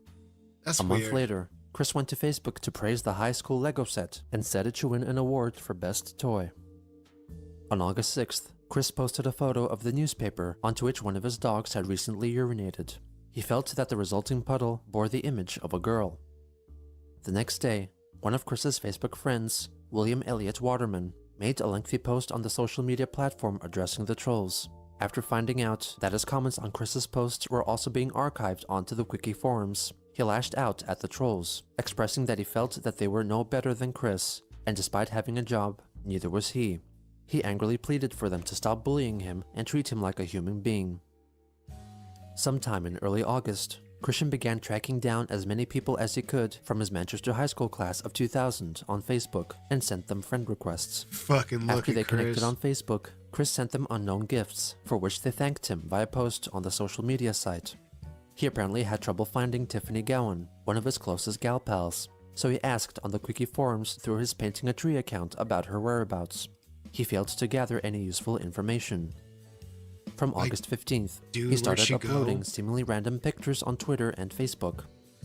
On the 17th, he revealed in a graphic that each of those images was linked to one another in some way, and asked if his readers could solve the riddle and determine the missing picture in the sequence.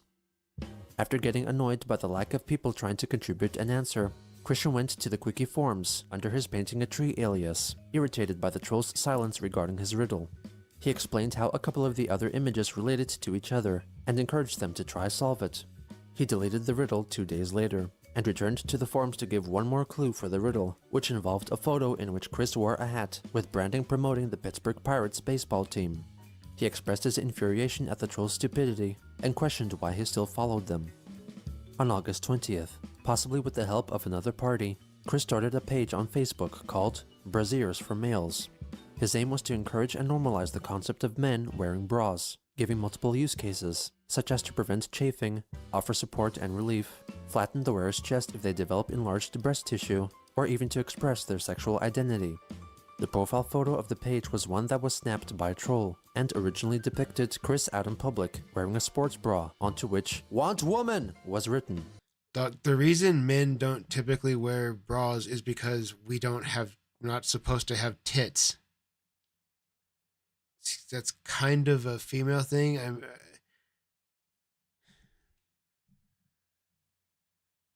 If you have enough there that you need a bra, maybe the bra isn't the solution. Maybe a diet and a jog is. However, the iteration on Facebook was altered to remove the text on his bra. On the 23rd, he uploaded a photo album onto the page, showing a collection of male breasts. He later on updated another album, wherein he edited all of the photos with what was likely Microsoft Paint to make it seem like the men were all wearing bras. Jesus fucking. Also on the 23rd, Christian shared a post on the Breast Cancer Awareness Facebook page and revealed that his mother, Barbara, was a breast cancer survivor. He soon after uploaded a photo of his mother with her dog, Snoopy. Dog! Oh my god, look. Guys. There's the face. There's the face. Do you think she had her glasses on?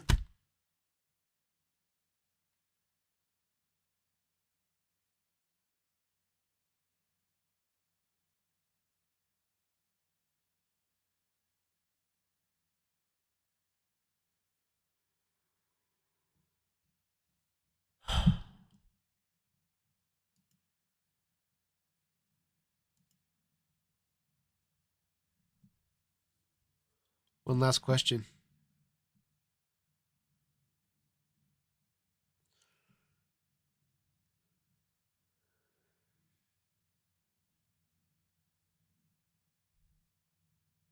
Do you guys think Chris kissed her during?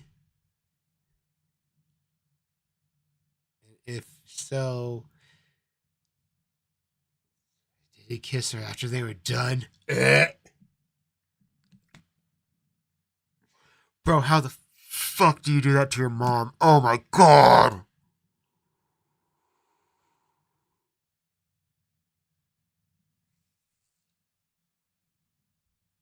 Oh my god! Why did this take such a left turn? Following day, Christian started a discussion on the Quickie forums titled, "Christian Weston Chandler is straight! You goddamn pinheads! I have already told you. Chris has told you. The riddle's answer was the fucking Pittsburgh Pirates! Christian is not a goddamn homo! Christian is straight! He gets hard over women. He vomits at males. Get it through your goddamn demented thick skulls, you goddamn pinheads! I should know very well, because I am Christian Weston Chandler of Ruckersville, Virginia himself. You goddamn males make me vomit, sick and shit."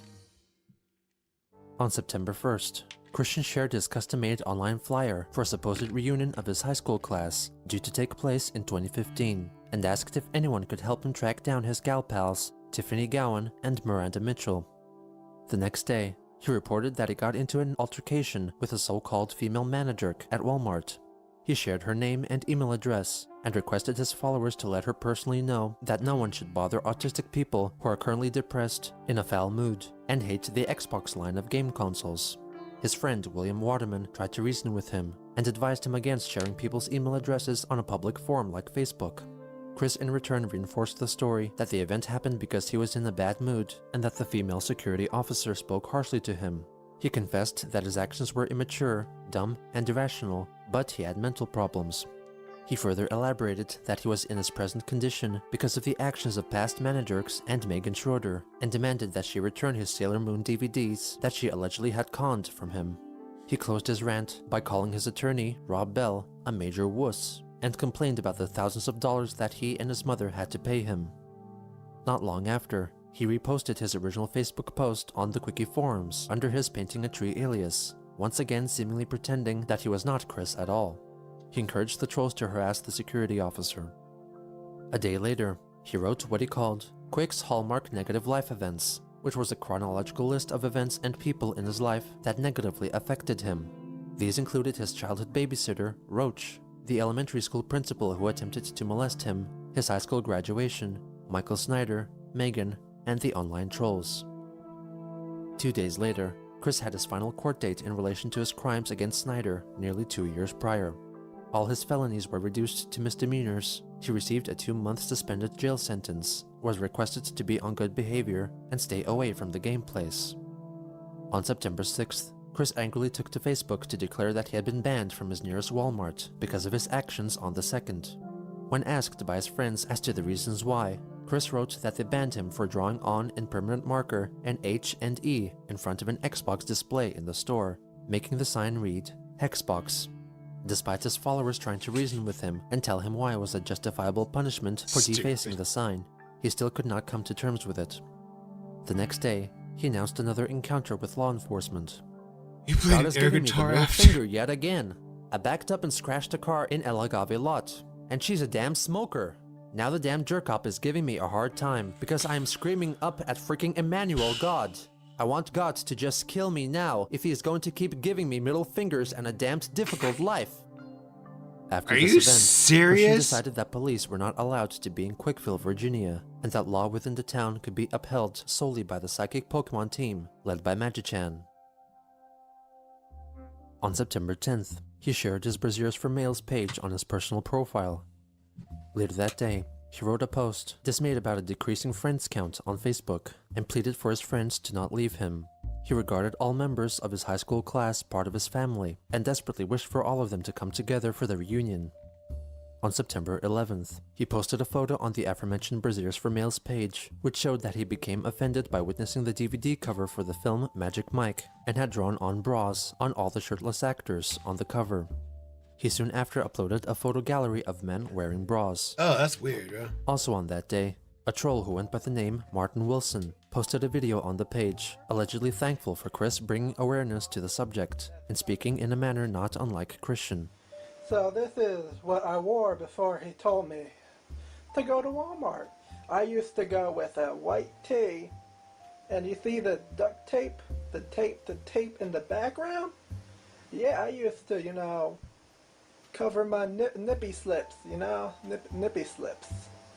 Nippy So yeah, slips. this is just thank you to Christian Weston Chandler, the founder of this page, and anybody else involved in this movement.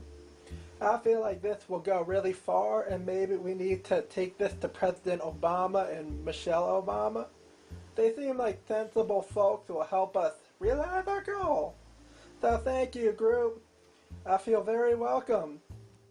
That's a good On the impression. 17th, Chris discovered a DVD of the cartoon series Sonic Underground, which he spotted on the grass in his front yard.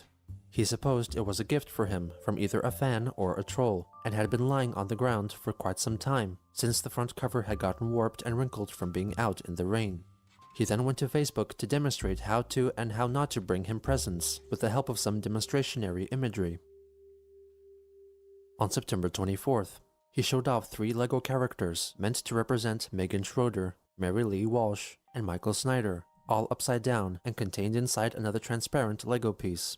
He confessed that when he felt especially angry, he would shake the vial, treating the figures like voodoo dolls, taking out his anger on the people he believed had wronged him. He further I told you guys, serial killer shit. He made replicas of them, put them in a clear plastic vial, and shakes them. Sounds like he wants to put women's heads into glass jars and shake the fuck out of them. Put their arms in freezers and eat their feet. Would not even surprise the least bit if we find out police arrest Chris Chan and say freezer full of forearms and women's feet and shelves stocked with women's heads in jars. Wouldn't be surprised the least bit. It wouldn't surprise me if Chris was like saving multiple body parts, like playing with one, eating the others. Fucking weird. Like not just serial killer weird, but like weird.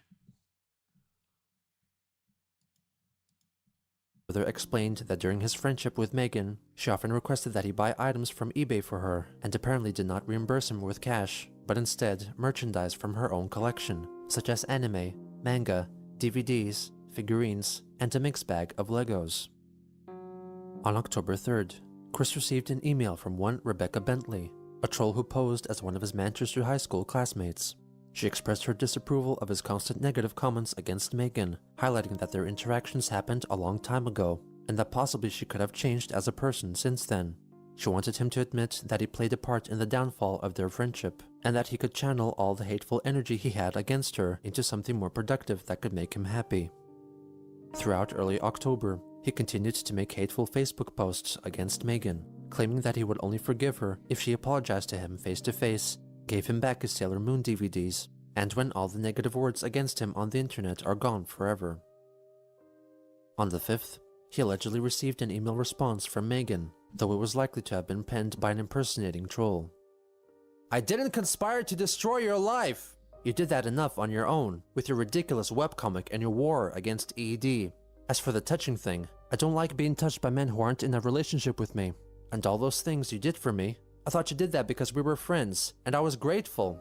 Do you know how much of your crap I put up with? The touching, the rants, the being creepy, all that. I never set up that ED page. It wasn't me who told Mims and Lucas to do stuff. I didn't get you banned from the store, and I sure as hell am not responsible for the death of your father.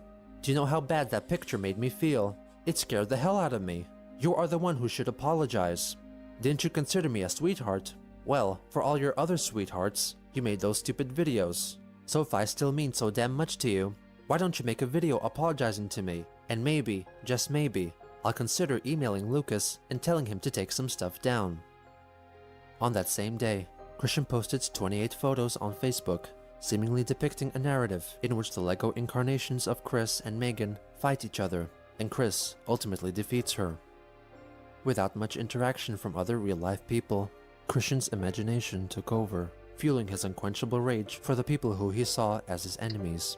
Even when his friends tried to convince him otherwise, he refused to let go of the idea that he was a widely persecuted figure, hungry for revenge. So he sought comfort in the things that could not disagree with his thoughts, those that could help him realize his visions of vengeance, the games and toys around him.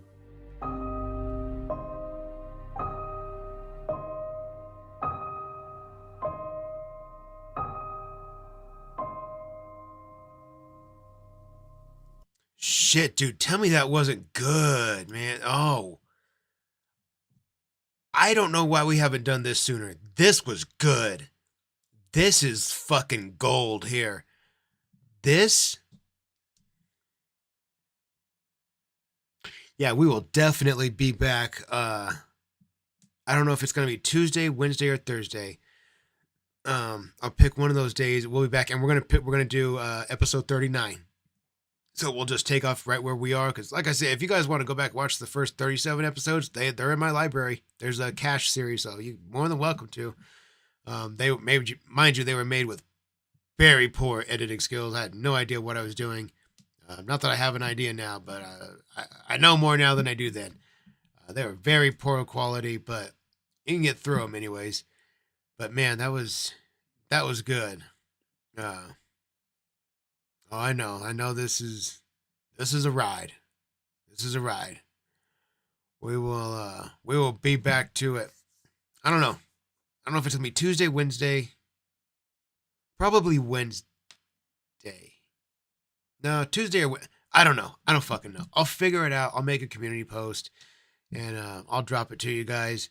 Regardless, I will be live Friday, just like usual, and then more than likely, myself and the Real Chance will, because we'll be at it next Sunday.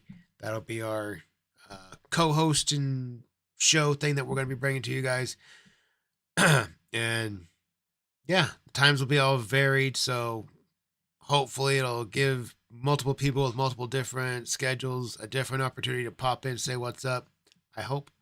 Regardless, thank you guys for being here. I do appreciate it so very, very much. Good Night Ripper? Yeah, we can do a Good Night Ripper. Yeah, we can do a Good Night Ripper. Michael PTC, man, I appreciate you. You came way late to the channel's legacy, but I watched from the beginning, binging rest assured. I appreciate it, my friend. I really do. All you guys that, because I read a lot of comments. I mean, I see all the comments. I don't always reply to everything, but I do see them all. And I see the ones like, I've been going back to the beginning. I've watched all the videos. I'm like, fuck, dude, you really went back and watched through all of them? That's amazing. I appreciate it so fucking much. We're going to get these last rippers in. first I want to say thank you guys for being here. I do appreciate it so very much. It means the world to me. I love doing these streams. This was a favorite.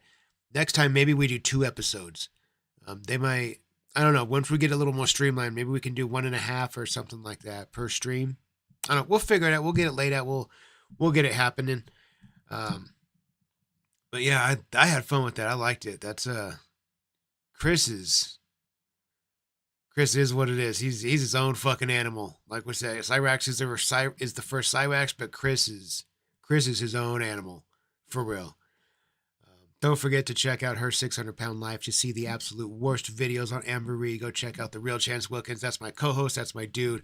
Go check out his channel. Give him a like and subscribe. And go see Steve's creepy van. Show him some love. Give him a like and subscribe. Let's get these pens out. Let's get them warm. Let's get them ripping. You guys said I didn't need to do a countdown, so let's fucking get it. Let's go.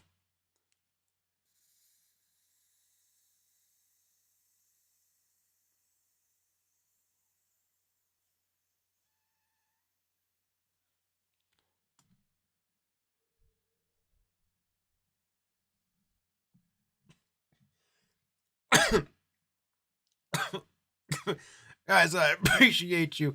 Doc Cock, you know I'm Doc Cock. You know I'm pumped and ready for UFC events. I love them, especially the good cards. Guys, I appreciate you being here. I will see you in just a couple of days. Videos will be dropping all week, just like usual. Tomorrow's will probably be late, seeing as I didn't film one today. So, yeah, it'll definitely be late, but there'll be one out tomorrow afternoon. It'll be some of the stuff that came out either Saturday or Sunday, unless something comes out tomorrow morning on Cyrax, and if it does, I'll cover that. But regardless, video will be out tomorrow afternoon for members. It'll go up Tuesday for the public, and we'll just keep on rolling it out. Guys, thank you again for being here. Everyone, happy Father's Day. I hope you all had a great day. I appreciate you riding the stream out with me, and I will catch you bitches soon. Love you, bitches. Thank you again for being here.